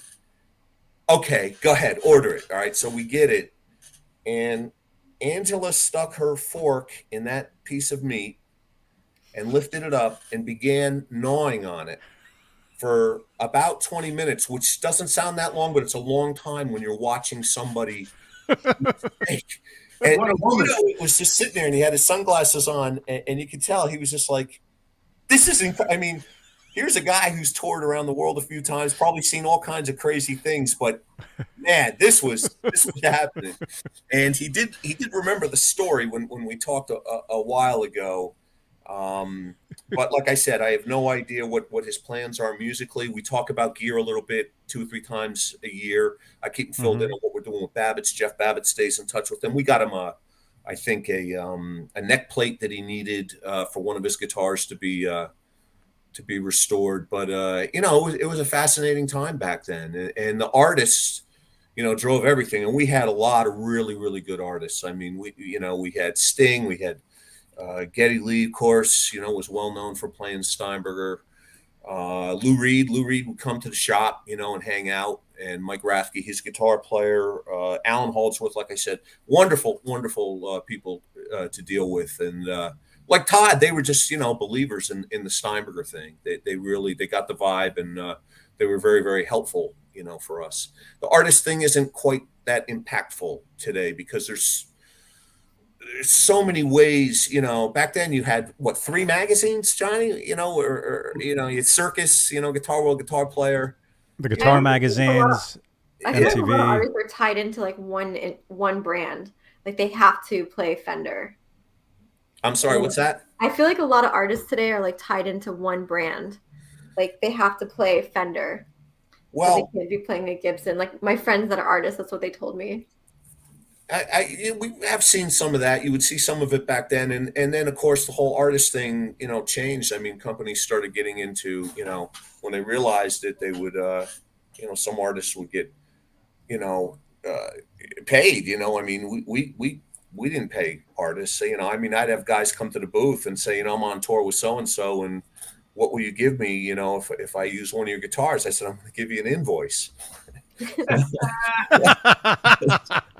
And I always was mad at you for that, but whatever.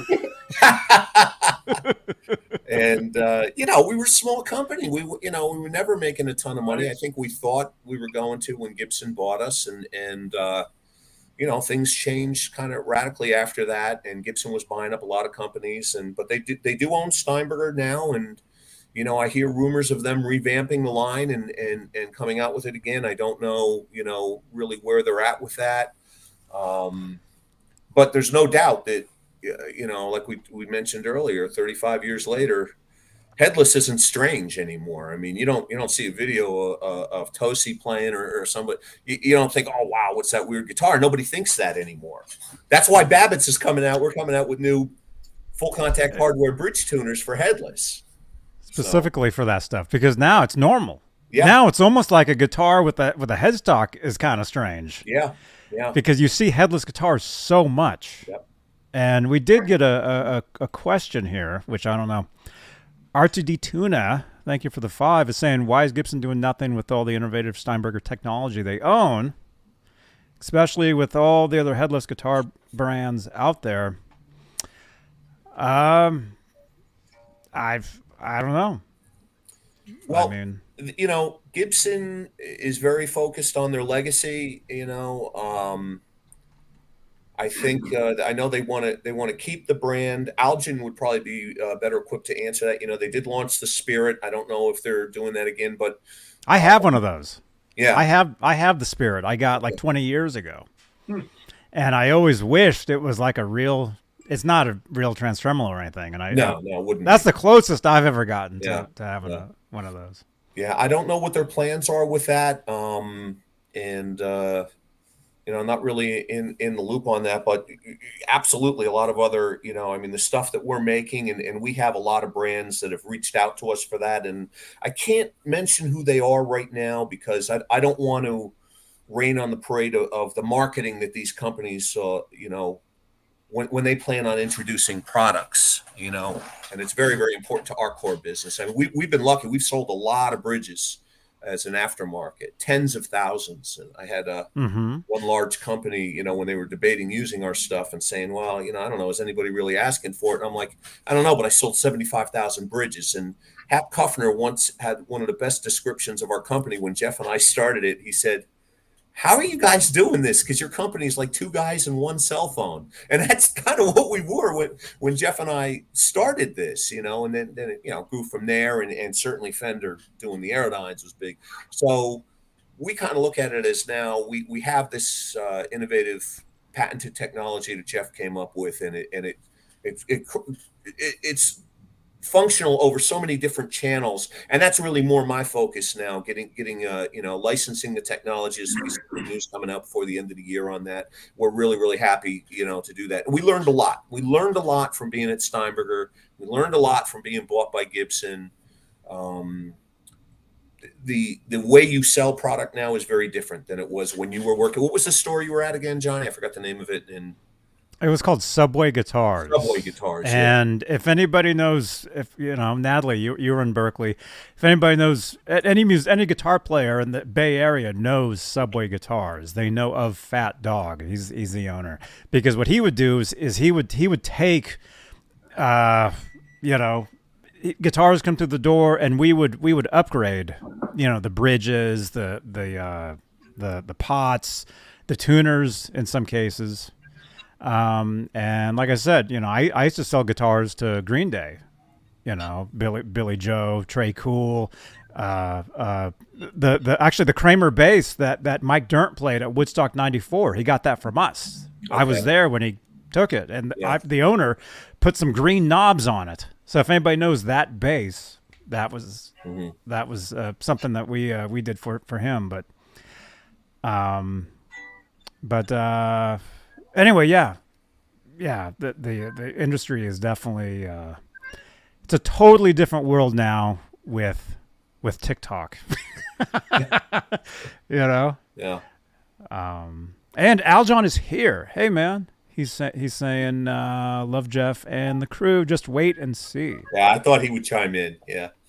So there we go. Yeah. Natalie, what do you got? I have a GL2T, and it has a version 1.5 trans trem. So Jeff has my fingerprints on it, but Jeff restored this, and it is in practically mint condition, and it's 40 years old. So, Wow. Yeah, you can see the trans trem up close. Oh. And that's the 1.5. And the serial number is 2609. So I don't remember what Eddie's was off the top of my head, but I believe this is an older guitar than his. Wow. Yep. But yeah, the GL2T is iconic. It's the #1 most requested guitar. And I have no doubt that's because of Eddie. People do call in for the GM2Ts because of Vito Bratta, but everybody, I think this is just a very special guitar, and yeah, people.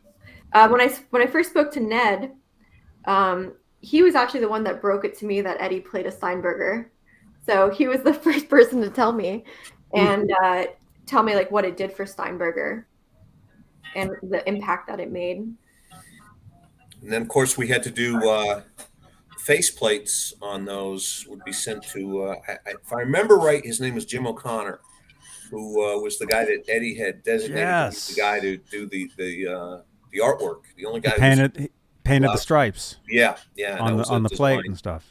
Yeah, I think they actually trademarked that design, and so those plates would go out to him, and then come back in, and then Jeff Babbitt's pretty much would do the final assembly. Yeah, a lot of artists actually jotted down. I had to look some up. A couple of my favorite stories was, at the time, in addition to, working there, I was also playing in a wedding band, which was kind of a popular thing to do and fairly lucrative back then, not so much anymore. And I was leaving from my home to go to the venue, which was about a 40-minute drive. And I spent the entire 40 minutes talking Warren Zevon through how to set up his Trem. Oh, wow. Yeah. One of the, this was back when it was my first cell phone, when they were like this big and they were like permanently mounted, and I had a Ford Bronco, right. And it was the best phone I ever had, but it was like mounted in the truck. And I talked him through it. He was actually a great guy. Dweezil Zappa was another who we worked with quite a bit. A lot of people know Mike Rutherford story. He was big with the GMs as well. Yes, Mike Rutherford. Yeah. Oh, yeah. One of my favorite things about the restorations is when Jeff Babbitt opens up one of these guitars to restore it, and he has a 38-year-old signature inside. Yeah. Wow. He put his JB in a circle on the ones before they left his bench, and yeah. Let me get my Phillips screwdriver. Let's see what I can find. Might have a few in there. That'd be on the back of the battery cavity on the back. Is that a Koa or is that gold? It's gold. It's the gold one he redid. Yeah. Full body gold. Who painted that? We didn't do that. Jeff did. Oh, he painted it gold. Yeah. Okay. Yeah, it didn't come from the factory that way. No. Yeah. He's done 5 for me in custom colors. Okay. Everything else is stock and redone the right way, the way he would do it. But yeah, I picked 5 colors, and this is one of the colors, and every time one would come, we're like, oh my God, this thing's beautiful. But yeah, it's just phenomenal. Hey, I just a guy, Yostinator, wants to know about Babbitt's bridges and the new Aerodynes.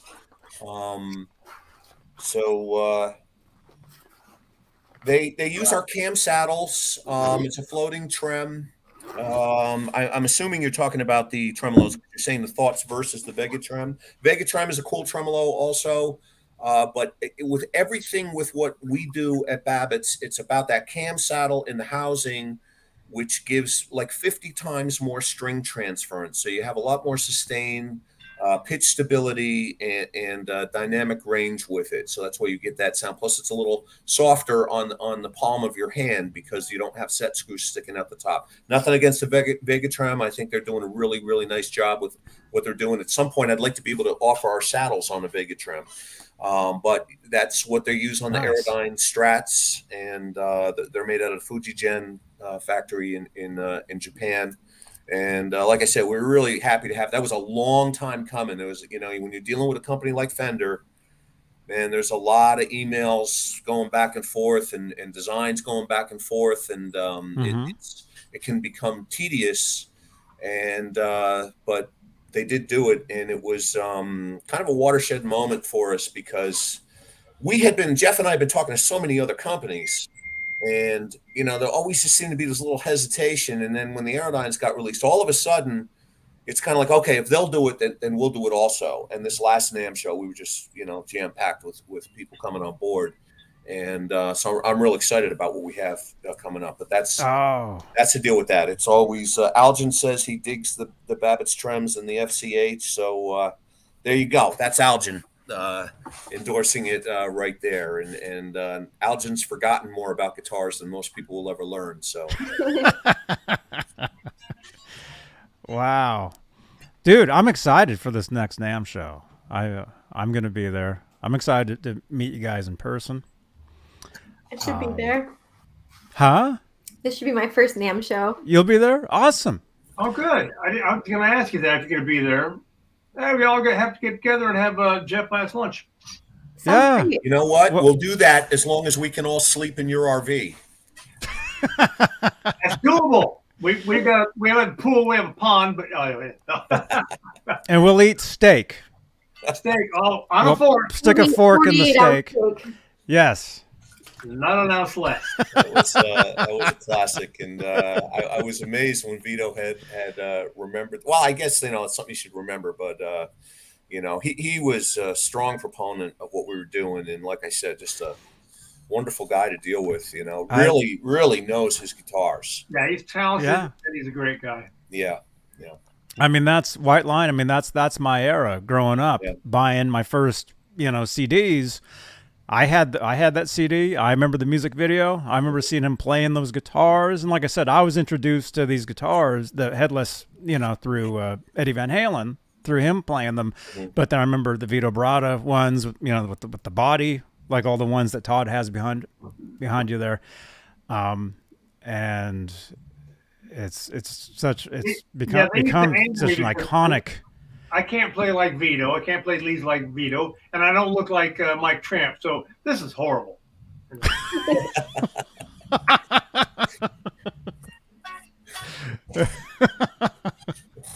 Oh well. Wow. Yeah, I still can't believe you have all those guitars. I mean, are those all trans tremolos, correct? Well, on the guitars? The basses aren't, and the Koa 12 string is not. The 12 string? No, it's not. What's that? I didn't know the Koa wasn't. Yeah, of course not, because for 12 string that'd be kind of I imagine Jeff could probably figure out how to do it, but I did have for many years. When I started playing back with the Cheap Trick again, Tom Peterson had a double neck black, no binding, but it was a fretless bass and a 12 string guitar on it, and the fretless bass had a trans Trem on it. And he had it custom made just because it's such an oddball thing. So he gave it to me. I had it for 14 years. And when I got it, I said, what the hell did you put a trans Trem on a fretless bass for? And he just looked at me and said, I don't know. It just sounded cool. Because it's kind of pointless. It's like, but it was a beautiful guitar. And 14 years later, I said, hey, you still have that guitar? I said, yeah. So can I have it back? I said, well, yeah, it's your guitar. I kept it for recording and a few shows. So he took it back, but he also gave me one of his Waterstone 12 string basses, which I have in my downstairs studio hanging on the wall. But it was a beautiful guitar. It was black, but had it had binding, yeah, that would have been a different ending, Fine now. So speaking of, you've got the 12 string there. Yeah. What's the hit? Does anybody know? See, I don't.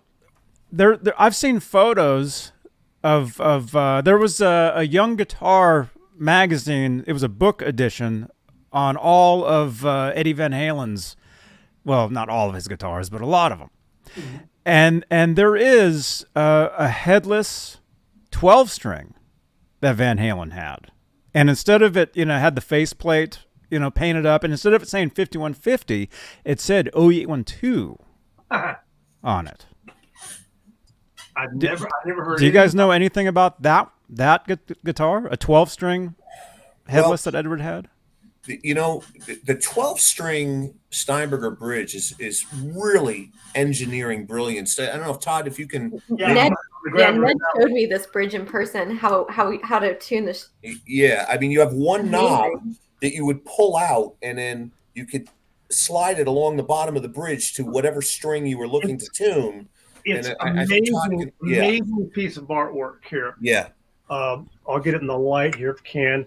You can see that knob you pull out like it's a temporary ratchet. You pull it out, and you can shift to the next dot, which the big string, of course, is the larger string or the first string, and you go sequentially to each string, and once you pull the knob out and you shift it over, and then you put it back in, then you twist this to adjust the bridge for the tuning, and you do that 12 times to get this thing correct. But it's a brilliant piece of I mean, it's art. You can hang this on the wall and just admire the bridge work alone. I agree. The bridge blew my mind. Oh yeah, and then the top piece is just another piece of work of art here. It's like just, and I'm a gearhead. I do a lot of automotive stuff, so I'm fascinated with all the things that move and spin, and this is just nothing but, like a snap-on ratchet that's really good, Again, I can't stress enough, when you think about when that was being designed and when it was being made, what was involved in going through the prototype stage to do stuff like that. You really, sometimes you'd wonder, with Ned, I haven't seen the guy in 4 days. Well, he hasn't slept in 4 days. He's been working on these designs and figuring it out on paper first before, and it makes it that much more remarkable. It was kind of lost on us then, while we were doing it. I got to say, we all worked really hard there, and especially when Gibson bought us. I mean, man, you worked long hours, but it was pretty cool, for a bunch of young guys. I'll bring up another name. I'd asked permission to use it. I hadn't heard back from him yet, but because you had mentioned Skid Row, and Rob Affuso, who's a great guy. I've known Rob a long time. I've done some gigs with him, but Scotty Hill from Skid Row actually worked at Steinberger. And when he, I remember Jeff and I, talking to him. I forget what he was somewhat in production, maybe finishing. I don't remember exactly. And he had mentioned, I may have to leave this job because I'm going to go on tour. And back then, you had a lot of people say that. None of them meant it. And and he did leave. And 2 months later, he's like on the cover of these magazines and touring the world. And he's still out there doing it with Skid Row. I mean, it's really, really quite impressive. Wow. So a lot of people that came through there, most of the people played. I have a lot of people ask, how is it that you and Jeff Babbitts went into business together? Because we've been in other businesses also. And the story, it has to do with football. He's a big Jets fan, and I'm a diehard Raiders fan. And out of the company at that time, and there were probably 30, 40 employees, we were the only two that played high school football.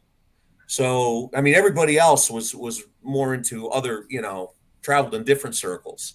So we get together, watch the games, and it just kind of came from there.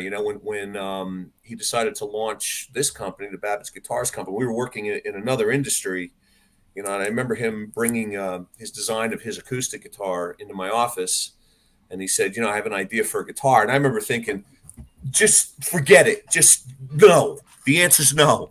I don't want to go down that road again. At this point, we were gainfully employed, making good money in a different industry. My son was about to start college. His kids were growing up, and I played it, and I'm like, man, we got to do this.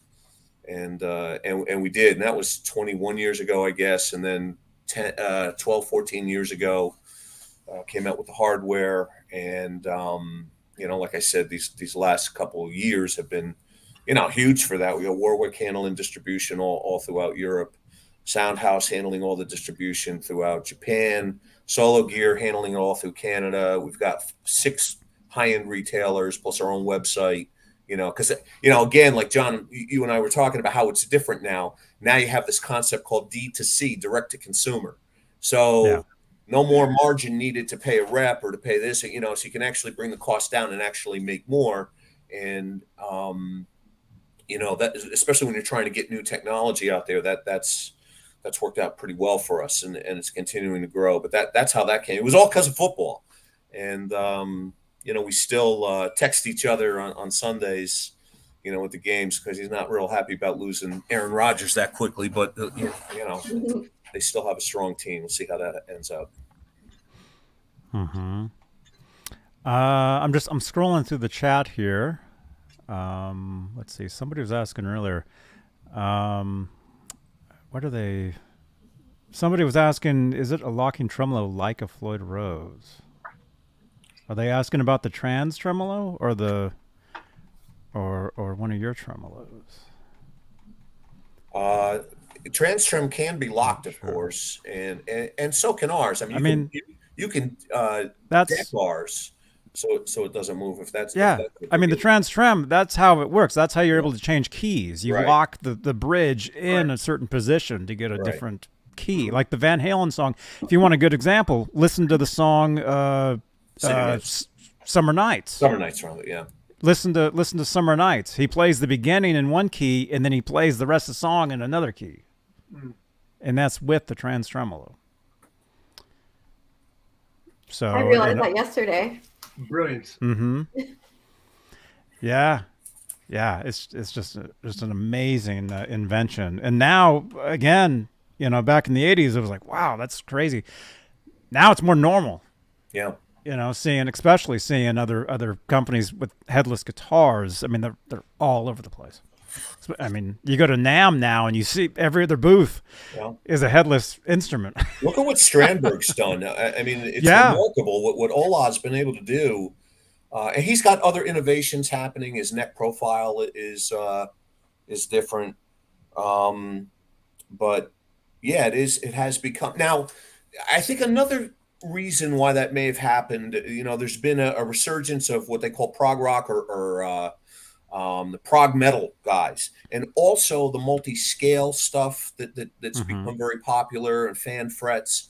That's why we introduced those individual saddles for headstock guitars about a year ago. But now with the headless, it lends itself very well to it. There's another advantage to what Ned had come up with on the headless. It doesn't get talked about enough, I don't think. But when you tune a Steinberger, okay, so at the headstock it's fastened, and then it's fastened at the jaw, and you're turning the tuning peg. Well, that's pulling the string directly. It is not twisting the string, whereas on a headstock instrument, as you're tuning it and you're tuning the key, well, that string is now twisting a little bit as it goes around that core. That gives it a little bit of a different feel. And that was something that, I think a lot of people would play a Steinberger and go, man, it just feels great. And I don't think they ever realized that that's a little part of it also, the direct pull thing. And I think that's something that Ned, even with his NS stuff, is still really behind that concept of it. There's something to be said for that. But no doubt, man, these guys that that are playing this prog metal stuff, I mean, it's impressive. It's very, very technically proficient, and it lends itself very much to. Mm-hmm. Yeah. Musicians. Yeah. I think it's the perfect timing for Steinberger, for Gibson to release new Steinberger, whether it's a reissue or something new. I think it'd be a really exciting time. Yeah, there's been a lot of people wondering and asking about that stuff for a lot of years now, especially on this show. Like I said, I've been doing these shows for going on 9 years. That's been a constant thing. Yeah. The entire time is when are we going to get new Steinbergers from Gibson or headless or the trans tremolo, It seems like there'd have to be a team that's very small and concentrated and focused on that part of the company to do that, because if they're casting such a wide net with all the other money-making guitars, I don't think it's going to get a lot of attention. But the reason Steinberger got so big was because exactly what Jeff talked about. But there was a small group of people just working it because they loved it and that's what they wanted. And now there are factions of it, like Headless USA has got all the old stock, and then we got Babix that works on them, brings it back to life. Here we are. Ned Steinberger, I guess, might be bringing a whole new line out, hopefully, that will be NS designs. But Steinberger, it's a very you have to ask somebody in Gibson as to what are they doing with that, and are they going to do anything with it? And I remember when I first started playing the headless stuff, and even into the '90s, and people go, "What are you playing that for?" I said, "Well, I love it. I love the way it sounds," and it was kind of frowned upon. And I Yeah. had people try to discourage me from it. I said, "No, I like my Steinberger. I'm sticking with them." And here we are. The pendulum is now swinging back, so it's nice. Mm-hmm. Oh yeah, the '90s, like that shot, the Subway Guitars where I worked at in Berkeley in the '90s. Uh, the locking tremolo guitars, nobody wanted. There was a Yeah. certain time period Yeah. where every pawn shop, that's actually how I got. I have a guitar called a Kramer Ripley, which is a Kramer, which is the Steve Ripley Kramer version of a stereo guitar. If you listen to the Van Halen song Top Jimmy, listen to it with headphones, you'll hear the strings basically going back and forth. And That's the Ripley system. Nice. So anyway, so there was a time in the '90s, I got that guitar for $300 at a pawn shop because nobody knew what it was, nobody wanted it, right? And that's how a lot of those guitars were at the time.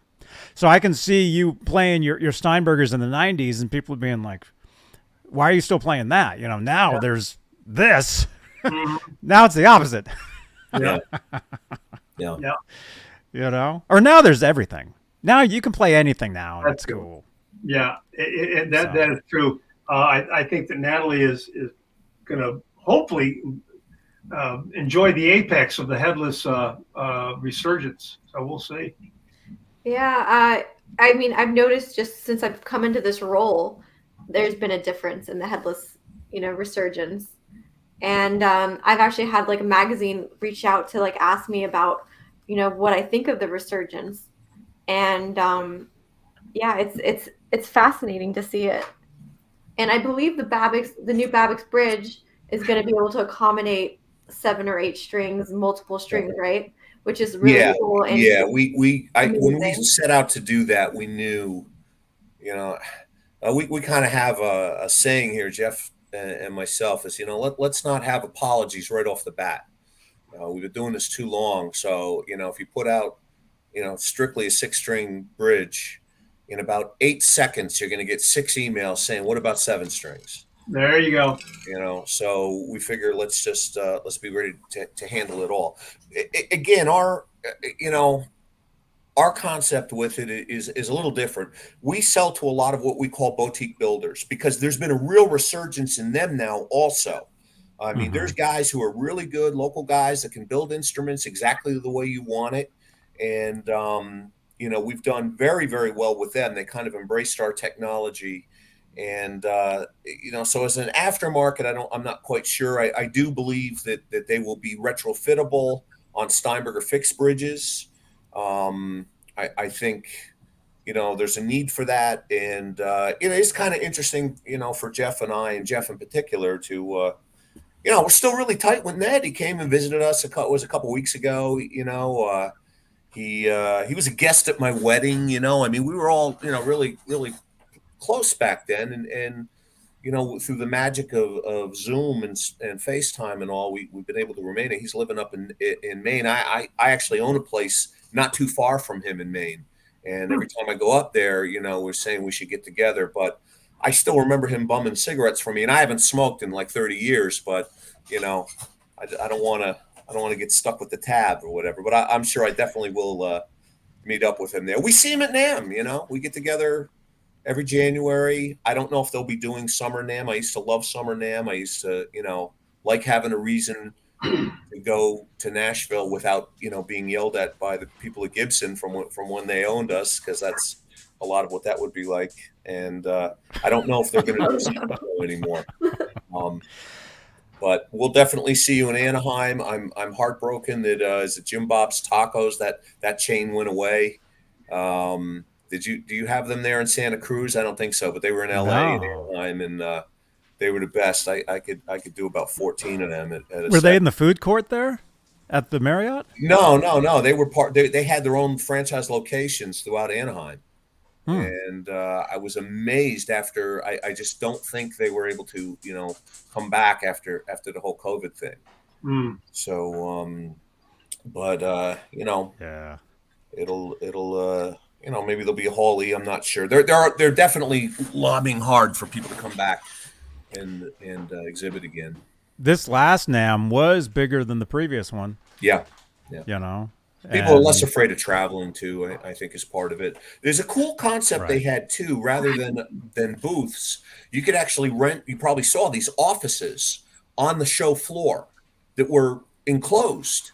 So we had Jeff and I had a number of kind of like what Ned had, except Ned also had the display out front. Ned had a killer booth. I don't know how he worked that out. I mean, he had an incredible booth there. But for Jeff and I, it was great because we're meeting prospective OEM customers, and you could get in there, and it was, quiet, and you could really talk about the hardware up close. And I think that's a concept they're going to expand on. So it's just cool seeing all the people again, Oh, the coolest thing. The coolest thing I love about the NAMM show is seeing friends. Yeah.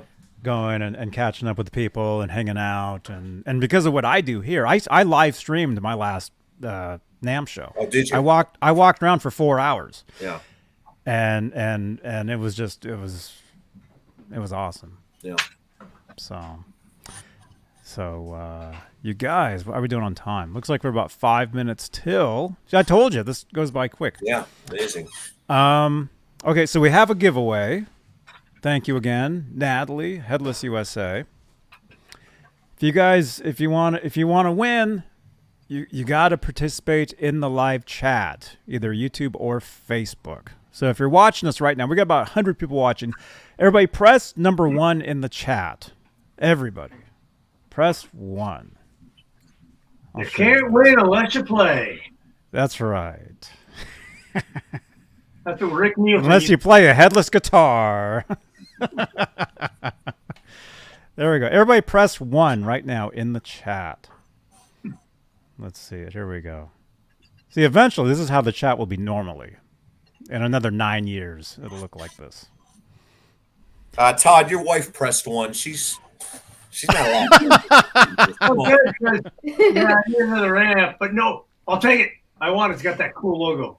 If she wins, she gets one of those guitars. No. You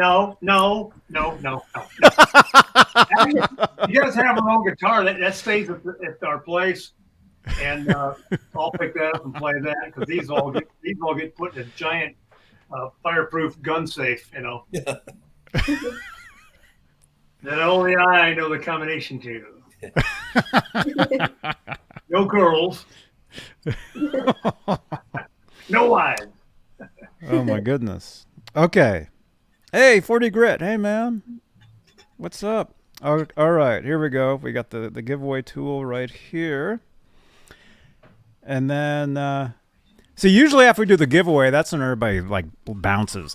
So any last things you guys want to announce or promote, say before we spin? Well, I mean, just Natalie? I kind of want to hear Todd play something a little bit. Oh, there we That's go. okay with you guys. Let's see.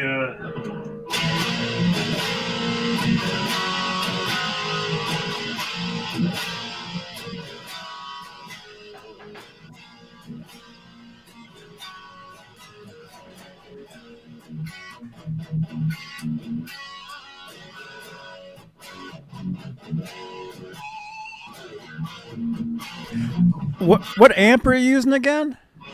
What's that? What amplifier are you using? It's a little tiny Fender, little Champion. Oh, nice. Yeah, it's a neat little amp. It's much more manageable at this level than my 100-watt Marshalls. Mm-hmm. But it has a nice little bite to it. It doesn't, of course, have the sound that I'm used to, but it really represents a pretty good tone. But it's just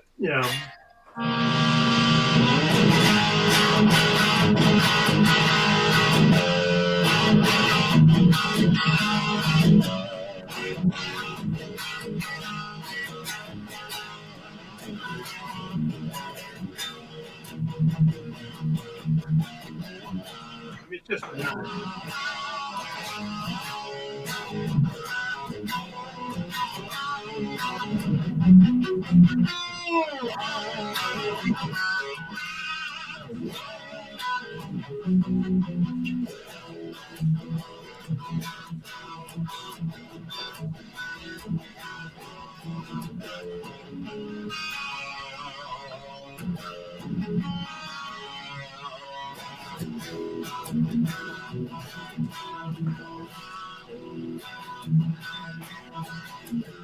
It's just so much fun. I can spend the rest of the night doing this stuff. Wow. Sounds awesome. There's the So Clydesdales. good. The GM1 The Clydesdales, yay, the Clydesdales are happy. They sound like they kind of have Tourette's, but you know. Oh my the God. GM1 doesn't sound like that when I play it. Oh, it will. It will. Just a little practice, a little more vodka. There you go. See? Awesome. Well, hey, okay, let's well, hey, Natalie. So Headless USA, right? Yep. So it's headlessusa.com. Yep, headlessusa.com and headlessusa@gmail.com if you want to reach us. Okay. All right. Very good. And Jeff? It's Babbitt'sGuitars.com or FullContactHardware.com. Their website.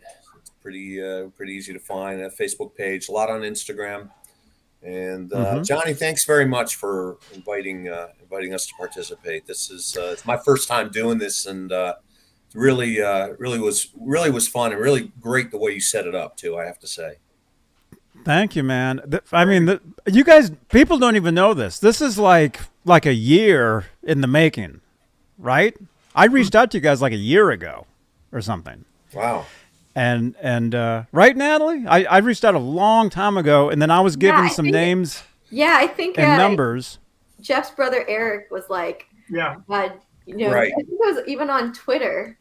It was on Twitter, yeah. Yeah, and Eric's like, man, we should do the Johnny Beane show. Yeah. And here we are. My younger It was brother like Eric, that's right. And It was all Eric. called me and he said, Eric's the one that told both of us to do it. yeah, he said, "Do you want to do a podcast?" And I said, hi, Eric. "What's a podcast?" And but no, he's 13 years younger than me, and but he, you know, this the era. I mean, it was pretty cool being at Steinberger when, you know, he was like a kid in high school. He thought it was really neat, and he's a real guitar nerd and into all that 80s and 90s stuff. But yeah, that's right. He did mention that. So it was a while ago. It was like it was like a year. It was a long time ago, and then I went back through my messages, and I'm like, oh, and then I got the number. I gave it a call, and here we are. It's been a pleasure. Yeah. Thank you you. can ToddHoward.biz. You can check out all the stuff that I've got coming and going and what's going on. And I'm not, well, actually, I'm doing a show. I'm doing a guest appearance in Vegas Advanced on, I think, the 7th for this KISS-related, all KISS music-related benefit for school kids that need, I think it's instruments or something in the schools. And that's set up by a bunch of friends up there of mine. And then we're trying to, Pat Gasparini is trying to put something together for a memorial for John Regan, maybe in November, but that's not solid yet. So all I wanted to do this year was just finish my CDs. I got those out, now finish my book, you know, build this stage for today and appear on this show. So that's my dream. Awesome. Clydesdale. Okay, Valerie in the chat is saying Kiss Night Las Vegas, October 7th. Yeah, that's my wife. Yeah, she always gets a date right. I'd be like October something or other, you know, but yeah, October 7th. October 7th. is that memorial? Is the memorial show going to be out in this part of the country? Yeah, it's gonna be. I think he's trying to arrange for New York Okay. City, but you know, all these.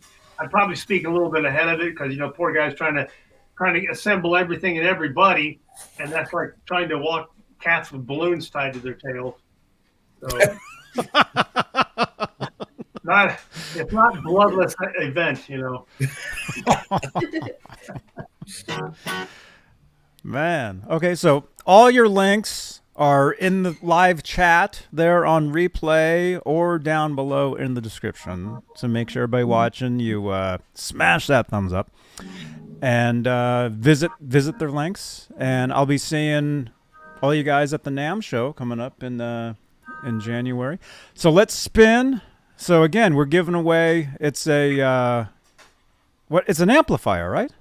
Yes, it's an amplifier, so it does hook up to your phone and has some like interesting settings. Like you can actually, it has a lot of presets, so it's kind of fun. Cool. Different. Awesome. Okay, so there's the we got 119 entries. All right.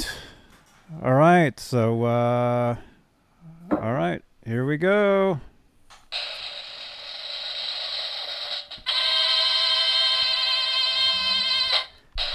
The winner is Ronnie Parfait. Okay.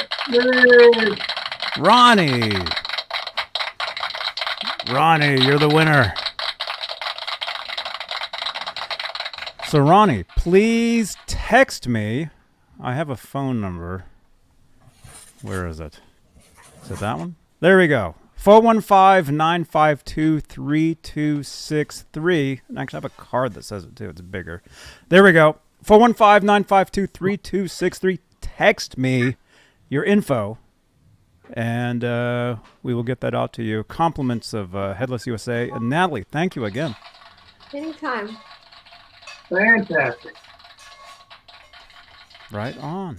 I saw Becca. A friend of mine, Becca. She almost won. Her name came up. It's like that Wheel of Fortune where you just don't quite make it. Like, oh.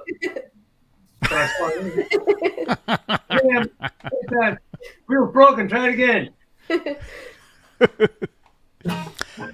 All right. Really quickly, again, let me say thank you to all our channel members here on Johnny Beane TV YouTube channel. Thank you for your continued support for these shows and this channel. And if you're new here, don't forget to smash that that subscribe button. Let's get to 10,600 YouTube subscribers this month. We just hit 10,500. We can hit 10,600. I got tons of shows coming up for you guys. Lots of guests lined up, and I'd love to have you guys back at some point. I'll definitely see you guys at the NAMM show in January. Yep. Definitely. So we'll definitely do some streaming.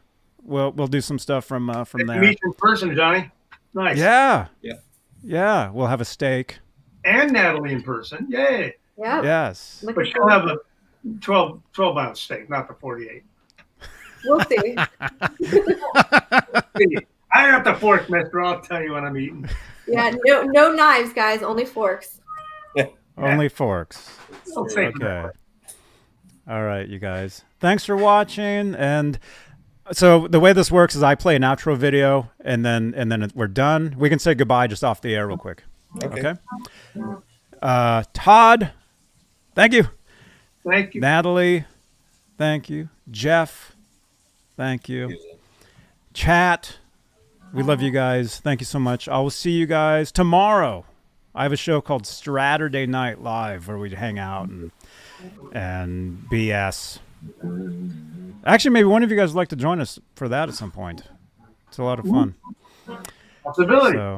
So yeah. I'll see you guys tomorrow night. Johnny Beane TV. Bye-bye. Ready? Ready. Hi, this is Andy Summers, and you're watching Johnny Beane TV.